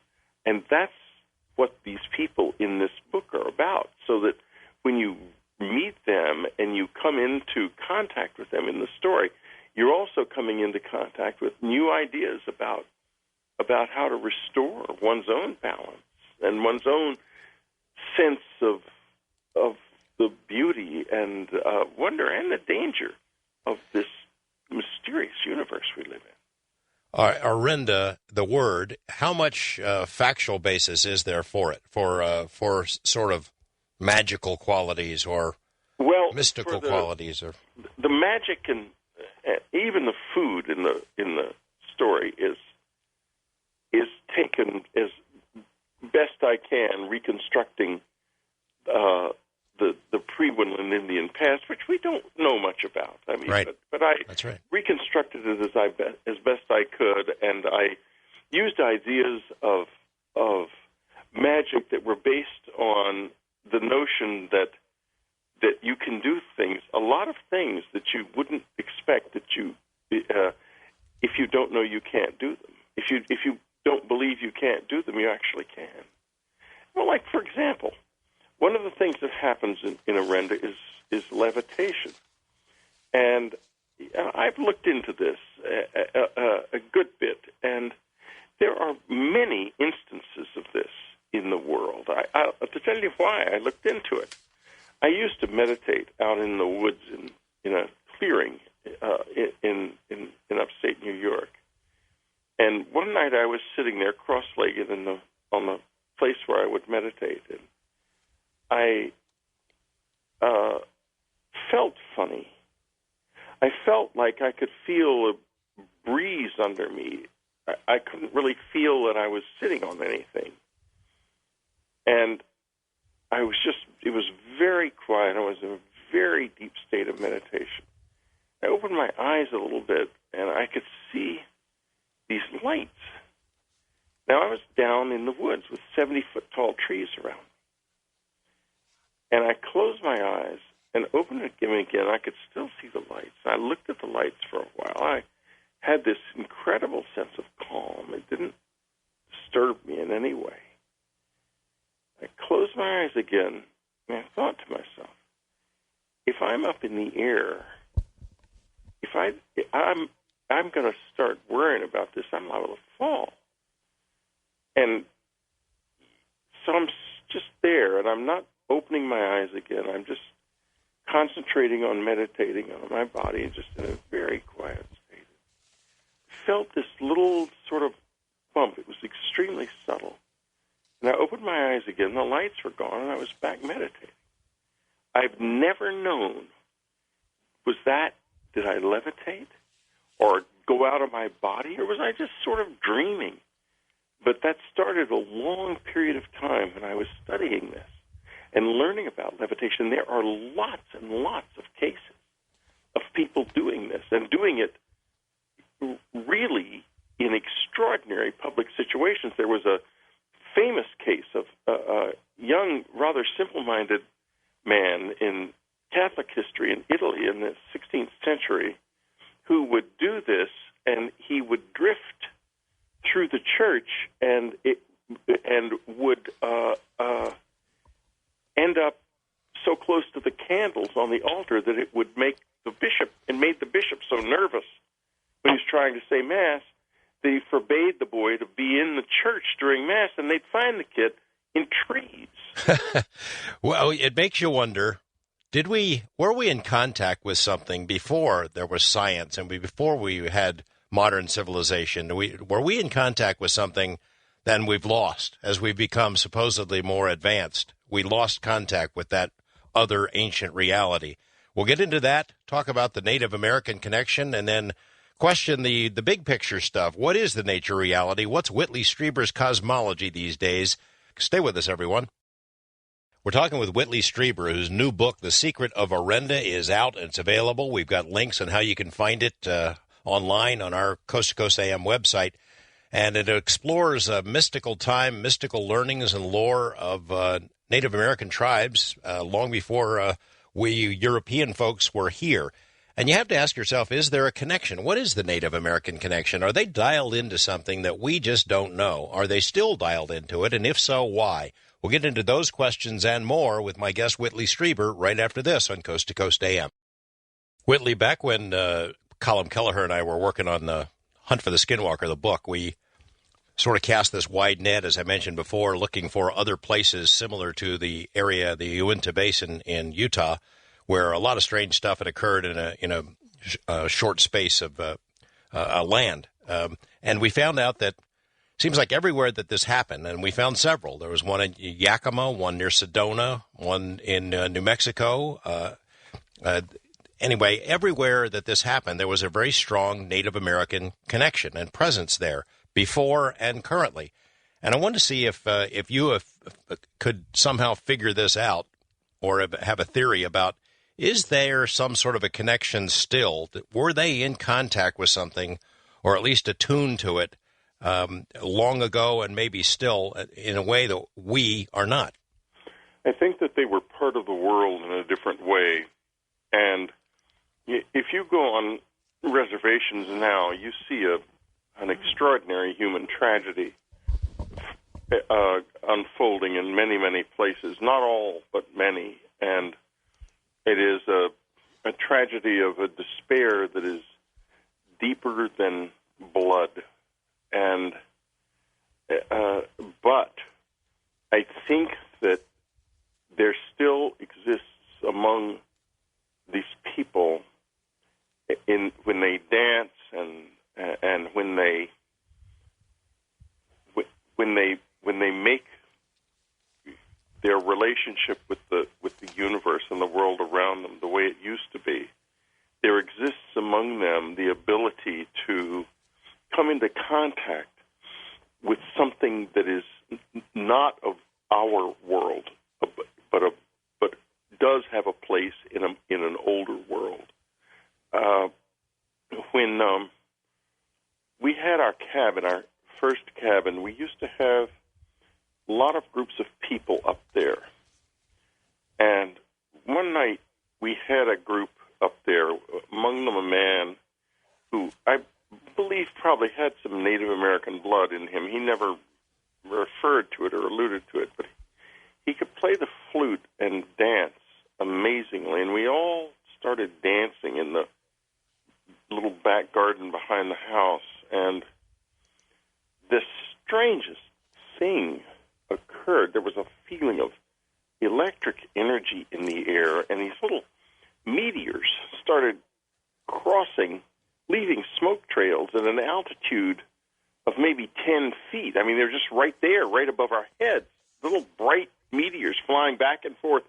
Like it was just a really, really remarkable experience. And the dancing just went on and on and on, and you could feel it in yourself in ways that I had never felt anything before. It was one of the most amazing experiences of my life. And it's very like the kind of things that would happen in Native American communities. And a lot of it has to do with the way you use your energy in the world. And we mostly use our energy in the world to watch TV, play video games, eat at restaurants, worry about money.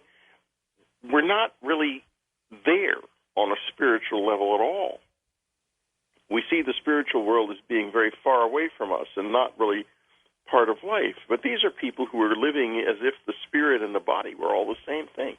So, of course, they see more, including contact with what many of them call the star people.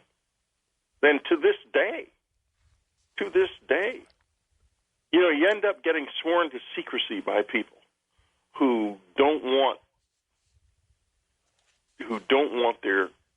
their real world to be known to people like the Bureau of Indian Affairs. And so I end up in a situation where I write a book like Orenda, and if you go in there, Orenda itself doesn't really exist, but I can assure you a lot of the things that you see happening in Orenda really happen.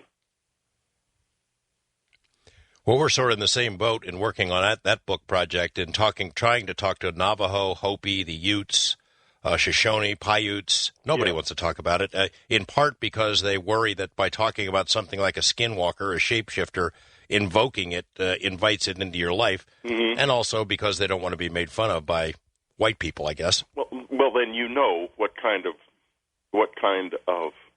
oath you have of secrecy you have to give to these people in order.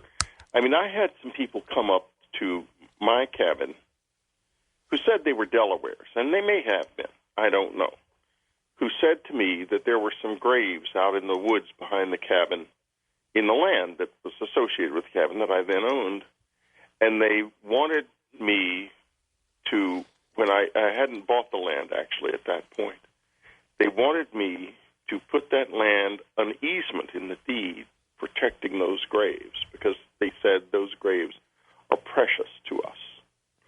And some of the oldest artifacts, Native American artifacts, known, had been found in that area. And as I say, I didn't exactly know who these people were, but they took me out in the woods, and I saw these graves, these long stone barrows with enormous oaks growing up at the foot and head of each one.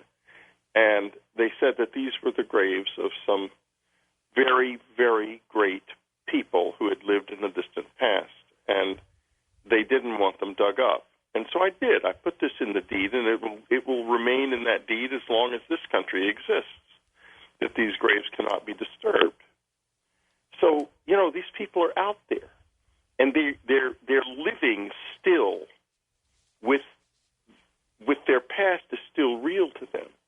But, if I was asked, well, who were they? Do you actually know who they were? I would never say that because I was asked not to for a reason. I would never say where the graves were. Never. Because someone will go out and dig them up anyway, hoping to get something that they can sell to a museum. I mean, that's where we are now. Yeah, I know that the book, The Secret of Orenda, is a work of fiction. But as usual, I would expect that it would pack some sort of a punch in terms of a real punch from you. What is the lesson or what is the warning of this book? Well, the warning is pretty clear. And I think that warning is all around us in the world around us now. We can't go on like this forever. We've got to come back to who we really are in the end. We have to return to the forest, and we have to figure out again how to be as the lilies of the field. Jesus made it clear, and we haven't been doing that, and we will run out of time eventually. That's one of the lessons. But the other lesson is that there's an innocence that you can embrace again that is really actually not innocence but great wisdom. Wisdom can become so great that it is as great as the innocence of a child. And I guess that would be at the core of Orenda. Talk to me about the cosmology of Whitley, how it's evolved, where it's at now. And I ask it in this context, as you mentioned earlier in our discussion, David Deutsch, this guy from Cambridge or Oxford. I read this book by him, and it's one of the most profound things I've ever read. It's called The Fabric of Reality, blew me away. Not an easy book to read because I'm not a math guy, but I worked my way through it, and he discussed, among other things, once we have the ability to create a quantum computer, in essence, if we have the energy, you can create your own universe. The idea that other beings, intelligent beings, more advanced, older than us, may be able to create their own universes, in effect, create their own rules and physics for those universes. And I just wonder, and I know this is way too long of a conversation to set this up, but question rather, where you are on the idea of our reality being simulated, that this is a video game for some gigantic alien kid or teenager or something. Because I'll tell you, ever since I was a kid, some days feel more real than others. And I sometimes wonder, am I following a script or something? What's the deal here? How I wish it was something like that. But I think that the truth is that we are not somebody's toy at all. But the truth is, it comes from, there was the Betty Andreasson case, Close Encounter case, chronicled so wonderfully by Raymond Fowler over the years. In it, Betty spoke at one point under hypnosis in what they called a star language. And when I saw that, I sounded it out, and it sounded suspiciously like something vaguely familiar to me. And it turned out I found a linguist who said, yes, this is actually a real language. This is an ancient Celtic dialect. And he said it can be translated. The words mean, children of the northern peoples, you wander in eternal darkness. That's where we are now. That was the message. That was a real message from another level of reality spoken through this woman who used a language she had never even heard of, let alone spoken, that is a language that is connected to our real past, which is the same past that many of the Native Americans are still connected to. Well, it still boils down to the central question of who these people are. And it's the question you started asking before communion. You're still asking it. You had this guy, this master of the key that visited you. We talked about the last time here. I mean, you have admitted you have trouble knowing, is this real or not? Is it objective reality or what the heck it is? And even if it is objectively real, still not quite sure who they are or where they're from. It comes down to this in my life. I can hang my hat on one objective reality. That is the implant in my ear. I remember it being put in. I remember who did it. It happened. It is real. It is absolutely, physically real. And the mystery has a solution somewhere in the direction of who those people were. What that solution is, George, goodness, I don't know. I don't know, and I don't know if life will ever give me a final answer. Or if David Deutsch is right, then there isn't a final answer. There's always going to be another question behind this. Behind answer A will become question B and C and D, on and on and on, in an endless profusion of, as it were, universes. I find this state to be wonderful. It has enriched my life immeasurably. It's been a hard life and a life with a lot of disappointments in it. But one of the visitors once called me early on the luckiest of the lucky. And there was some truth in that, too, because I have seen things and I know things for certain that I can attest to, and I know for certain in my own mind are true, that most people have not had the opportunity to know, like the existence of the soul and the reality that there are others here of some sort. People who know great secrets are here among us. I find that wonderful. So it doesn't bother me much that I can't answer the final questions. I love the rowing toward those questions. Yeah, this is one case where the journey is every bit as cool and fun and rewarding as getting to the final place. Yeah, what if the final place is just some kid who did actually just sort of blow off a universe and now forgot about it and is off riding his bike, and here we are. He threw it in the closet or something. Yeah, it's like we don't want to know that. Let's not. If we are in some kid's closet, let's never hope we never find that out. Jacques Vallée once said, I'm going to be really disappointed if it turns out that the solution to these mysteries that he's been exploring all these years turns out to be just a matter of visitors from other planets coming here once in a while. Yeah, I know. I've had some lovely conversations with him about that very subject, and it's true. That's in a way that's probably not the whole answer. It'd be enough of an answer for a while, but after a while, we would want more. Let me ask you this. You say because of your experiences, you know stuff. What do you know about the future of the planet? I know you've written about this extensively, both in fiction and nonfiction. You wrote a book with Art Bell, The Coming Superstorm. Right. It became a movie. It's so politicized now. I think the people who really run our planet, the industrialists who don't want us to take this seriously, have done a great job of dividing us and getting us at each other's throats so we can't even talk about this stuff anymore. Well, when you look at the planet, things are changing. You can debate about how much of it is man-made and how much of it is natural cycles, but it's changing.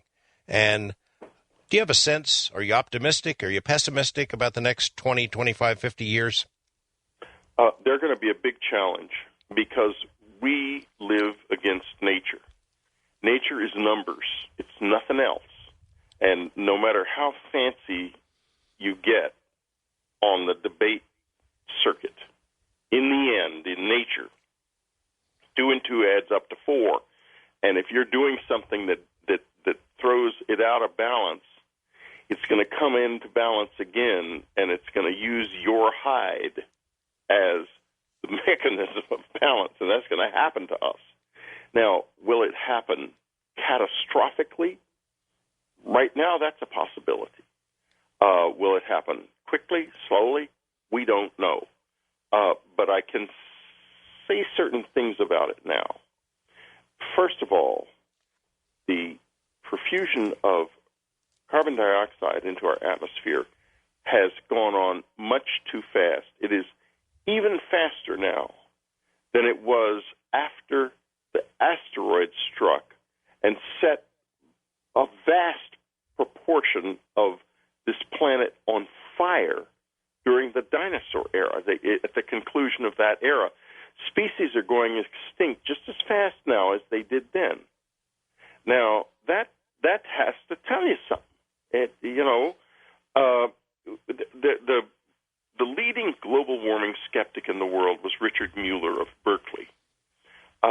Mueller was funded by the Koch brothers, who are perhaps the most well-financed advocates for the global warming debate and for global warming not being a real thing that there is. And Mueller came out a couple of weeks ago and said flat out, I was wrong. This is caused by human emissions of carbon dioxide primarily. And he said that his study showed that alterations in solar energy output had essentially nothing to do with it. I don't think he's right about that, but he is convinced now that CO2 and our CO2 emissions have a lot to do with it. But here's the other side of that coin. It's so complicated. The United States has always been the leading CO2 emitter on the planet. In January, China will surpass us. Oh. Now, at the same time, we're so efficient economically. I mean, this country is really good at what it does. We forget how good we are. We really do. And that is because natural gas prices have been dropping. We're abandoning coal and going to natural gas, and that plus the recession has caused our CO2 emissions to drop more in the past year than they have. We're now back down to where we were in 1992 in terms of emissions, totally unexpectedly. That'll help. That will help. But at the same time, methane is being released from the Arctic, and there's now evidence that it's not only being released from the tundra, but it's coming up out of the ocean, being released from hydrates that are frozen at 47 degrees under the Arctic Ocean. The Arctic Ocean's warming so quickly, those hydrates are being released. Now, if they come out in large numbers, that is the essential end game. This happens. I'm not talking about the extinction of everybody. I'm talking about the end of this climate, by the way. Don't get me wrong. Now, that heat spike happens at the end of every interglacial. We've had many of these interglacials in the past 2 million years. And there is always that heat spike when the tundra and then this melt occurs, and it heats up. But methane doesn't last long. It's not like carbon dioxide in that respect. It disintegrates in the air, and the methane goes away, and all of that heat suddenly has nothing to trap it anymore. It goes off into space, and the climate crashes. Hey, Whitley, I'm sorry to interrupt at such a key point, but that music from Dave Matthews tells us that we need to take a break here. We pick up the conversation on Whitley Strieber's view of what's just around the corner for our planet, and then open up the phone lines for you right after this on Coast to Coast AM. You know, back in 1984, Whitley Strieber wrote a book called Nature's End, in which he predicted that the Midwest would become a desert. Now, you look at it now, it's not exactly a desert, but it is stricken with long-standing drought, farmers really struggling to hang on, communities struggling to provide water to their residents. You look at the West, it's ablaze, hundreds of thousands of acres ablaze. You look around the planet, and something is clearly going on, and maybe part of it is a solar cycle, but there is evidence that humans have something to do with it, a lot to do with it. And you know how we've reacted? We can't even talk about it. We can yell at each other, but we can't have a conversation about it because it is so political, or rather it is so partisan, and we're so divided. There's no such thing as a sit down at a table and have a conversation about this, perhaps the most important thing unfolding in human history. We can't talk about it.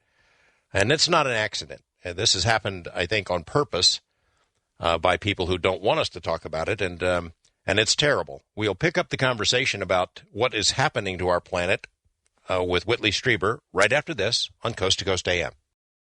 Thanks for being with us. Our final hour with our guest, Whitley Strieber. Whitley, I mentioned a couple of minutes ago the 1984 book, Nature's End. You predicted the Midwest would become a desert. It's not exactly a desert, but I guess you could say it might be on its way. Yeah, well, I think it is.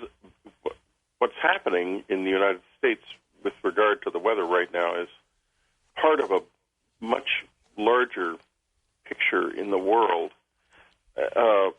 For example, well, like the Midwest is going to get rain. It's going to get rain starting in probably another couple of months, because there's an El Nino building in the South Central Pacific, that will bring rain across the United States, and the western United States is likely to get some too. But the problem is this: the El Nino and La Nina oscillation is now immediate. We just came off a La Nina, now we're going straight into an El Nino, not waiting the few years or 10 or 15 months at least that used to occur between these. And this is going to mean that the weather is going to get more and more violent, and it is simply not true that the weather is always like this. I hear that all the time. It is not always like this. The weather has been much more variable and much more violent around the world in the past 4 or 5 years than it has been in years prior to that. Now, you can always look at a weather record and find another weather record at some time in the past that's similar. But that's absolutely not true of temperature rise, and especially the increasing rate of temperature rise over the past 10 years.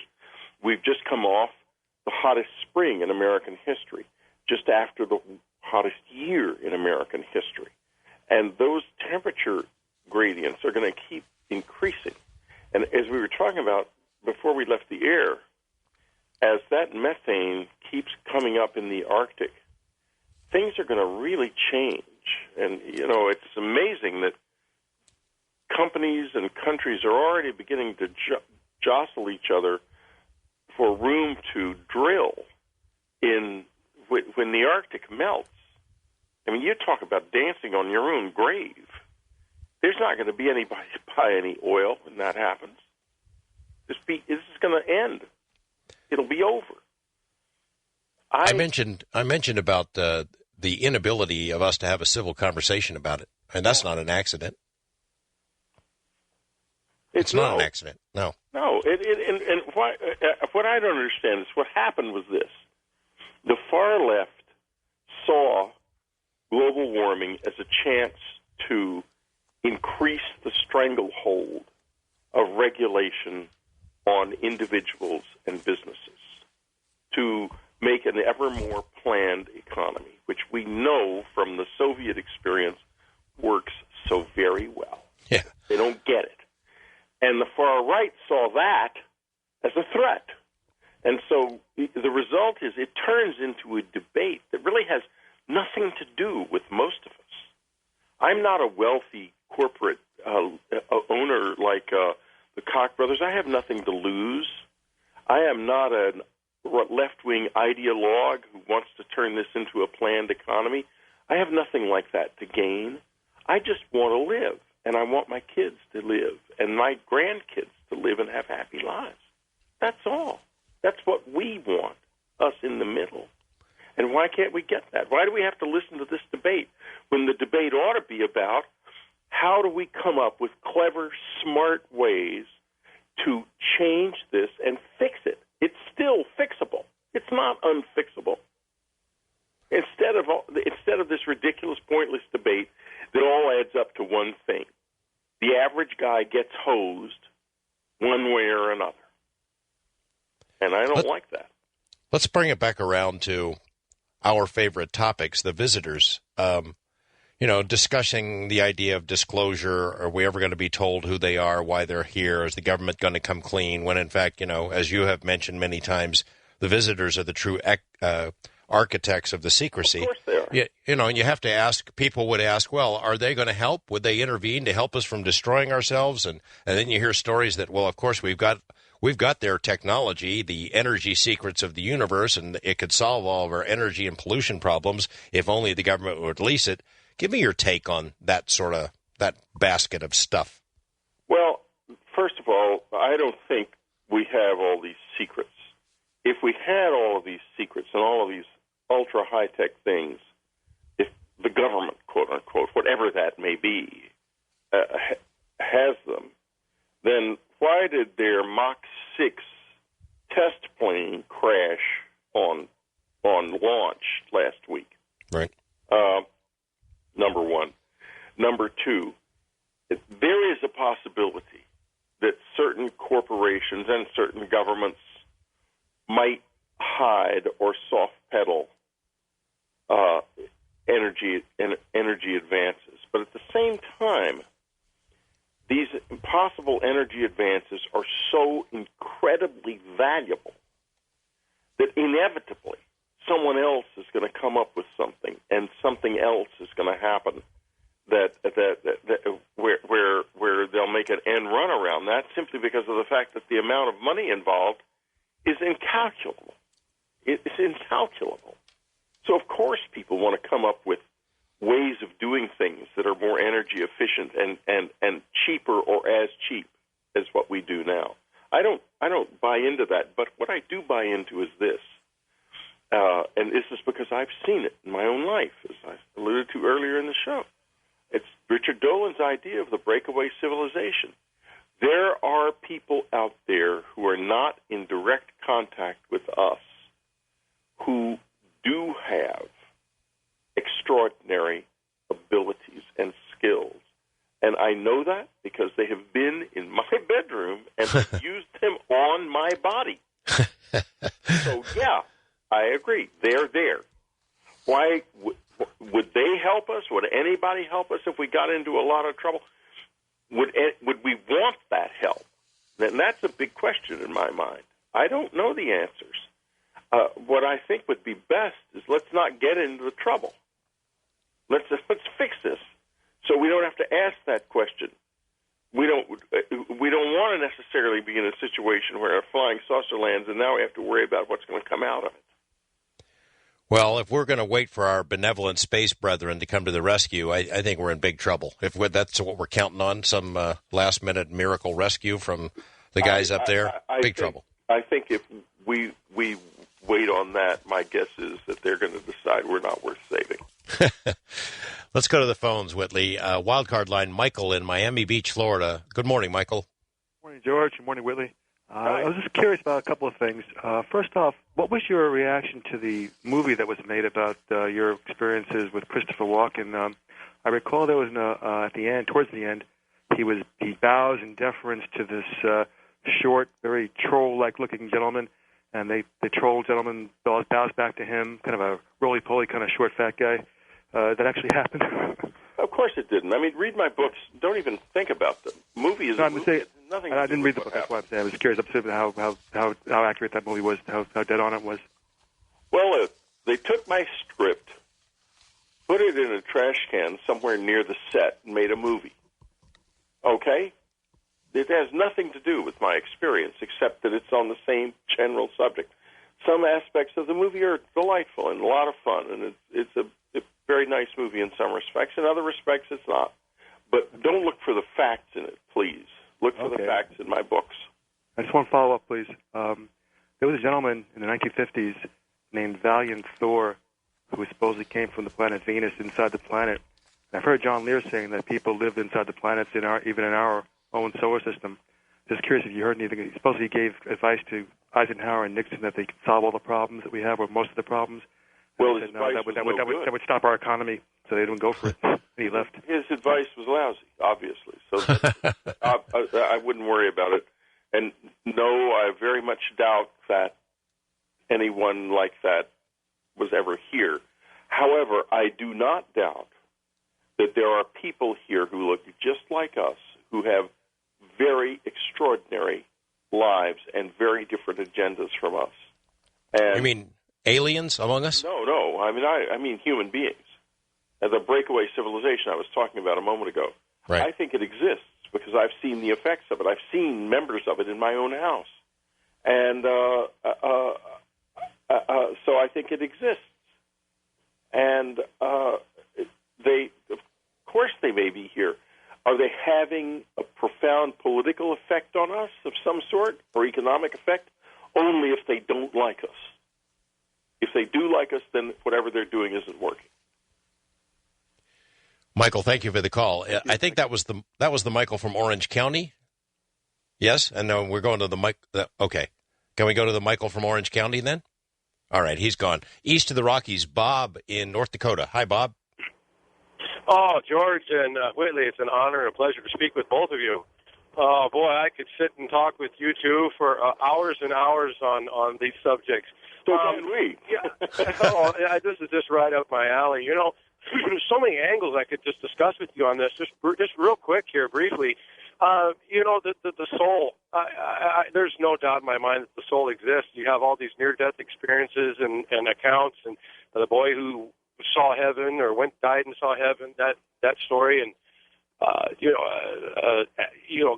Adam and Eve. For Pete's sakes, God told Adam and Eve in Genesis. He says to be fruitful and multiply and replenish the earth, not plenish, replenish. So, I think my personal thought on the others.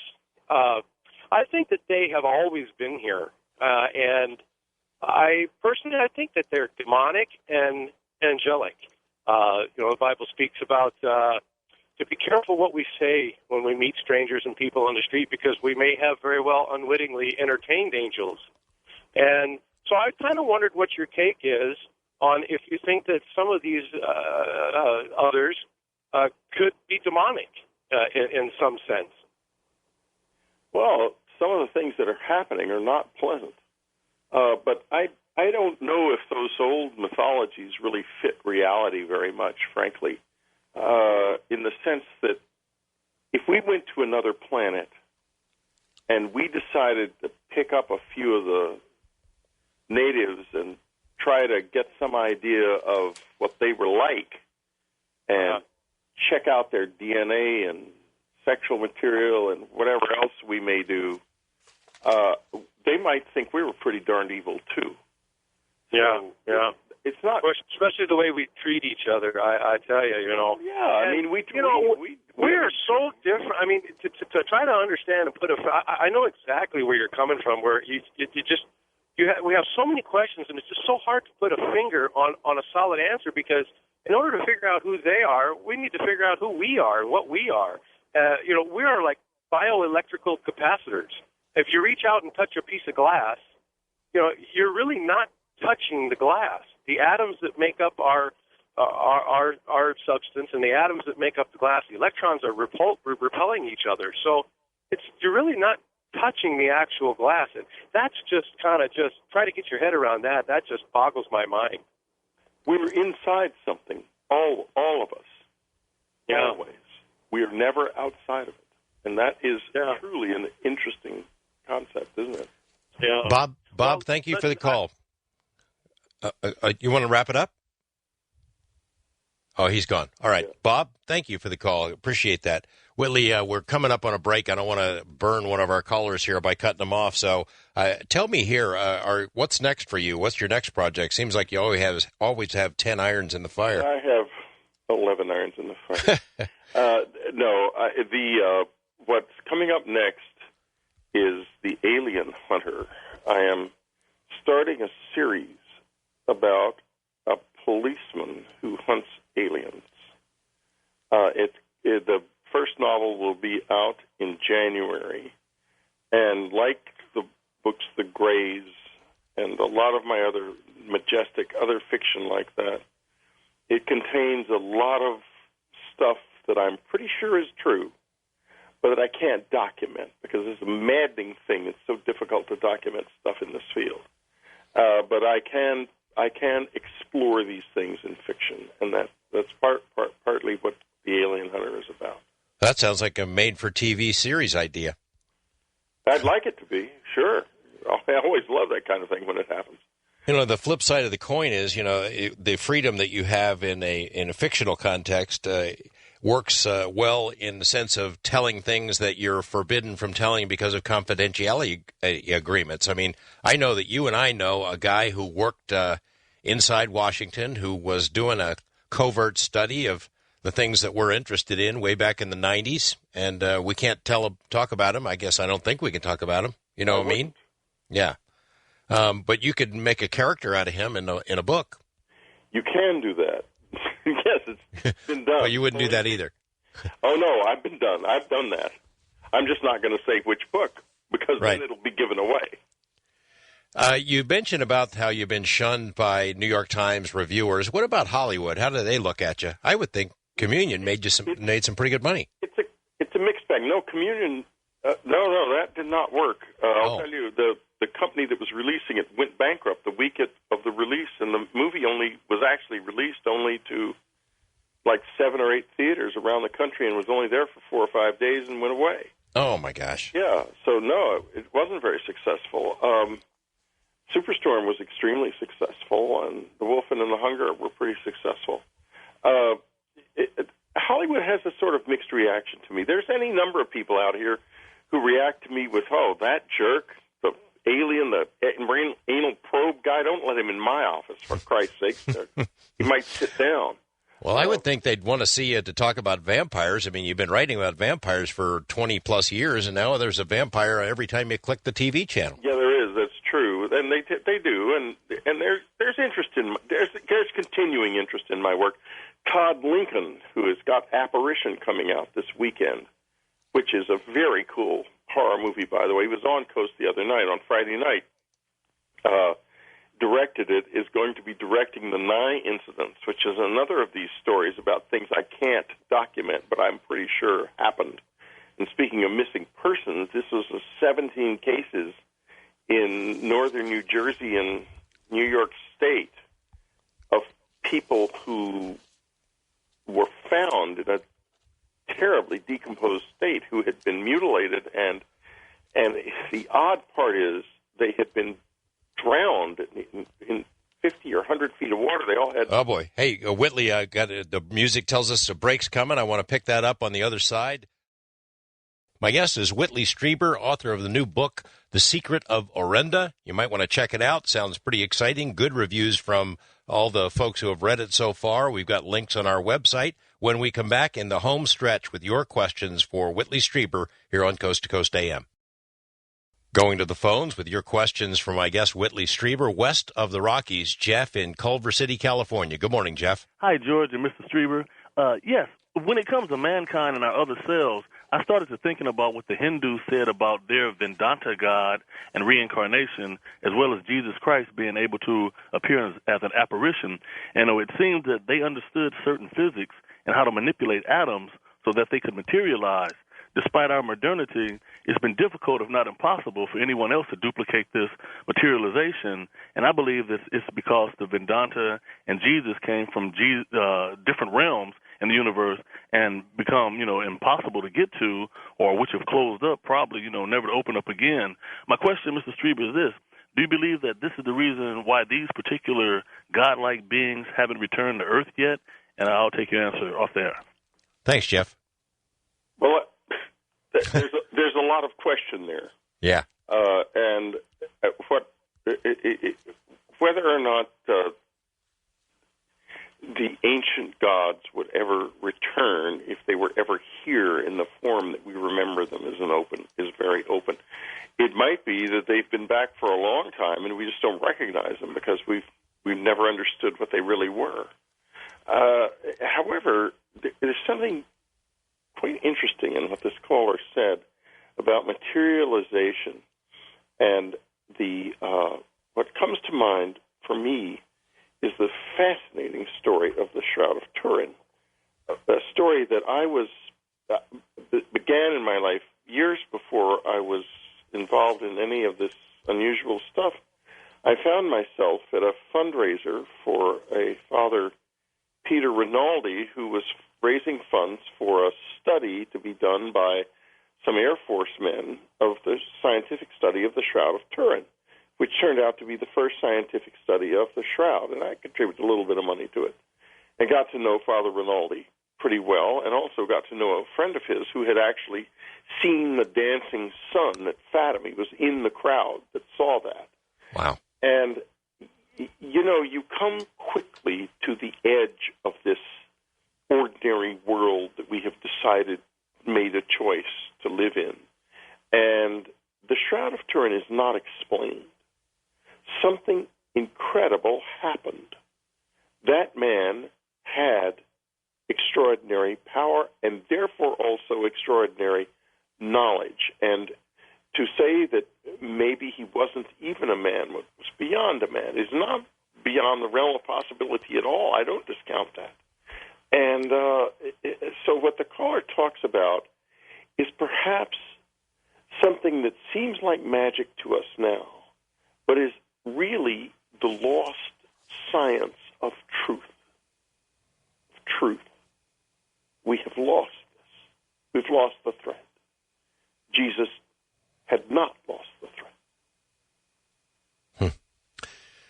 I appreciate that call, Jeff. I want to mention, Whitley, before we go back to the phones, you've been at this a long time now. I've been at this a long time. And as we discussed, the journey itself is very satisfying, even though we might not have the answers. I've come to grips with the idea that in my lifetime, I'm not going to have the answer to what the ultimate picture is, the visitors, who they are, what they really want. But I'm comfortable with the idea that the journey has been fun. The learning curve itself is an ends to itself, and I wondered if you're in the same sort of mind frame. Oh, very definitely. I have had a journey of unparalleled wonder. I would say. I could spend hours and hours and hours talking about this. I have lived outside of the box, and what a blessing. Yeah, it's been hard. I mean, because the people who run things inside the box don't like some guy outside of the box yelling in and saying, "Hey, folks, come on out. The weather's really interesting out here. Stuff's happening." Because they want you in the box. They want you in that car and in that theater and doing what you're supposed to do to give them money. And, I wonder if any of these people ever ask themselves, why am I doing this? Why do I want this? When the average person wants, seeks, and is hungry for what is outside of the box. We all are. I was lucky. I got out of the box, and I can assure you it's real out here. It's real. It's more real than it is in there. Believe me, my soul is a whole lot more real in my darn car. Matter of priorities. Yeah. East of the Rockies, David in North Carolina. Good morning, David. Oh, good morning, George, and hello, Mr. Strieber. Mr. Strieber, I do have a question for you. A couple times this evening, I heard you mention that the evidence shows that man is the cause of global warming, or partial cause of global warming. But I want to know if you and your listeners are aware, Scripps Institute sensor that's used to determine the CO2 levels, which have been rising every year, is located on Mauna Loa Mountain. And just below that mountain is the Kilauea volcano, which has been growing every year since that sensor has been there. In fact, that Kilauea lava flow has been known to emit more CO2 than any other lava flow. So therefore, every year the CO2 level goes up at that sensor because that sensor is mounted right above the lava flow. Oh, wonderful. So we don't have to worry about it. And if we all die, we're fine. Well, it's not a problem. So we can just keep on with the experiment and see what happens. That's wonderful news. And incidentally, it's not the only place on the planet where CO2 is monitored, I might add. If you would Google the name Richard Mueller, you will be looking at the truth, because he laid it on the line in what he said when he stopped being a climate change skeptic and became a climate change advocate. And did he mention why the temperature on Mars is rising as well as the other planets? Well, he didn't, because it isn't. That is internet fiction. I don't think so. Yes. I have to disagree on that. No, I know all of these fantasies that they all add up to the same thing. 2 and 2 is 3.6. But I'm afraid, sir, it's 4. And that is what nature is going to tell you in the end. Believe me. We've had many ice ages before. Yes, we have. And we're going to have another one, too. In order to come out of the ice ages, thank God for the global warming, or we'd be freezing now. You know, not enough. Not quite enough. It was like this at the end of at the beginning of the last ice age, as I said before, and virtually every cycle has ended with a temperature climax like the one we're experiencing now, and they come about always for the same reason. We're participating in this one. We are speeding it up and making it stronger. Will we? No evidence of that. There were no David, come on, David. Now we're not going to do that. We're not going to do that. We're going to listen. All right. Look, the guy. Listen, Mister. It's a dead debate. It's over. You've lost. Face it. It's over. Worry about your grandchildren, not about some silly debate that you've been deluded into believing. It's just over. We can't change this.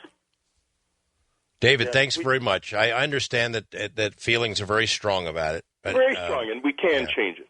We can. We really have done a great job in this country and in Europe. We need to kick the Chinese and the Indians in the line fast, because they are sucking coal over there like there was no tomorrow, and there won't be one if they continue. Thanks for the call. Appreciate it. First-time caller, John in St. Charles, Missouri. Good morning, John. Hey, Mr. Strieber. How's it going? I'm alive. How are you? I have 3 questions I want to ask you. The first is about Christopher Walken. When he came and saw the spaceship in New York, he's coming into the spaceship with a Sony camcorder.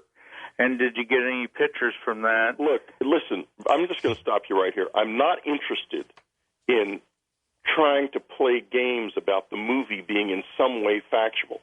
If you can't read, then I'm sorry for you. You have to read the book. Can you ask me another? If you read the book, you would find I had no Sony camcorders. I ask you another question, please. Okay. All right. But don't make me mad again. I'm sick of getting mad. Okay, I'm sorry about the past caller, but I'm not here. No, I know, but you're asking me questions about the movie as if the movie was fact. And just a few minutes ago, I was explaining it's not. It's a work of fiction based on my book. Okay, Mr. Strieber. All right. You have been abducted since your 50s. Has it stopped? Yes, it stopped some time ago. It basically stopped after I left the cabin. Okay, I have been abducted on May the 12th of 2008, and the being that abducted me was a gray being, and the picture did not exactly match the picture on the communion. How old are you, John? 58. And Whitley, does it stop generally at the earlier than that? No, I think my life changed when I left the cabin. It didn't. My encounter experiences didn't stop, but the whole business with the Greys did, and it had something to do. Maybe they're territorial. Who knows? But that didn't continue at all the way it had. Now, as far as this happening, it happens all the time. I mean, we get letters in from people, emails from people literally every day on our website. This happened to me 2 weeks ago, this happened to me a month ago, 2 years ago, 6 months. Well, the picture on the communion, the being, the eyes curved around the size of the skull that I saw, and the jaw was flat, and there was brown molting on the bottom of the jaws. That was different from the picture on the communion on your. Yeah, well, I did my best getting that artist to do that picture. It's not a photograph after all. And John, probably there are a lot of different descriptions from different people who experience what you've experienced. A lot of different kinds of versions of it, and who knows if we really know what they look like. I got a really good look at him. Okay. Tell us about the experience. I'm really fascinated to hear this. He had on a black uniform, and he had on a gold chevron, and the chevron, you know how in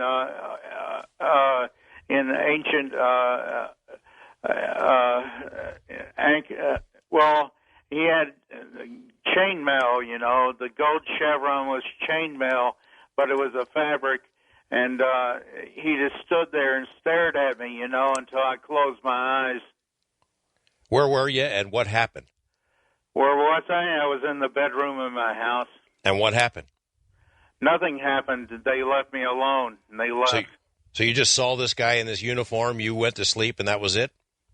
Well, I didn't go to sleep after that. You can't go to sleep after that. Well, I guess you said you closed your eyes, so I was thinking you I closed my eyes, and he disappeared. It sounds like either it was a vivid dream or you woke up at the wrong moment and interrupted. It was no dream. I saw it, So then you interrupted whatever was going to happen, obviously. And interrupted whatever was going to happen, I guess.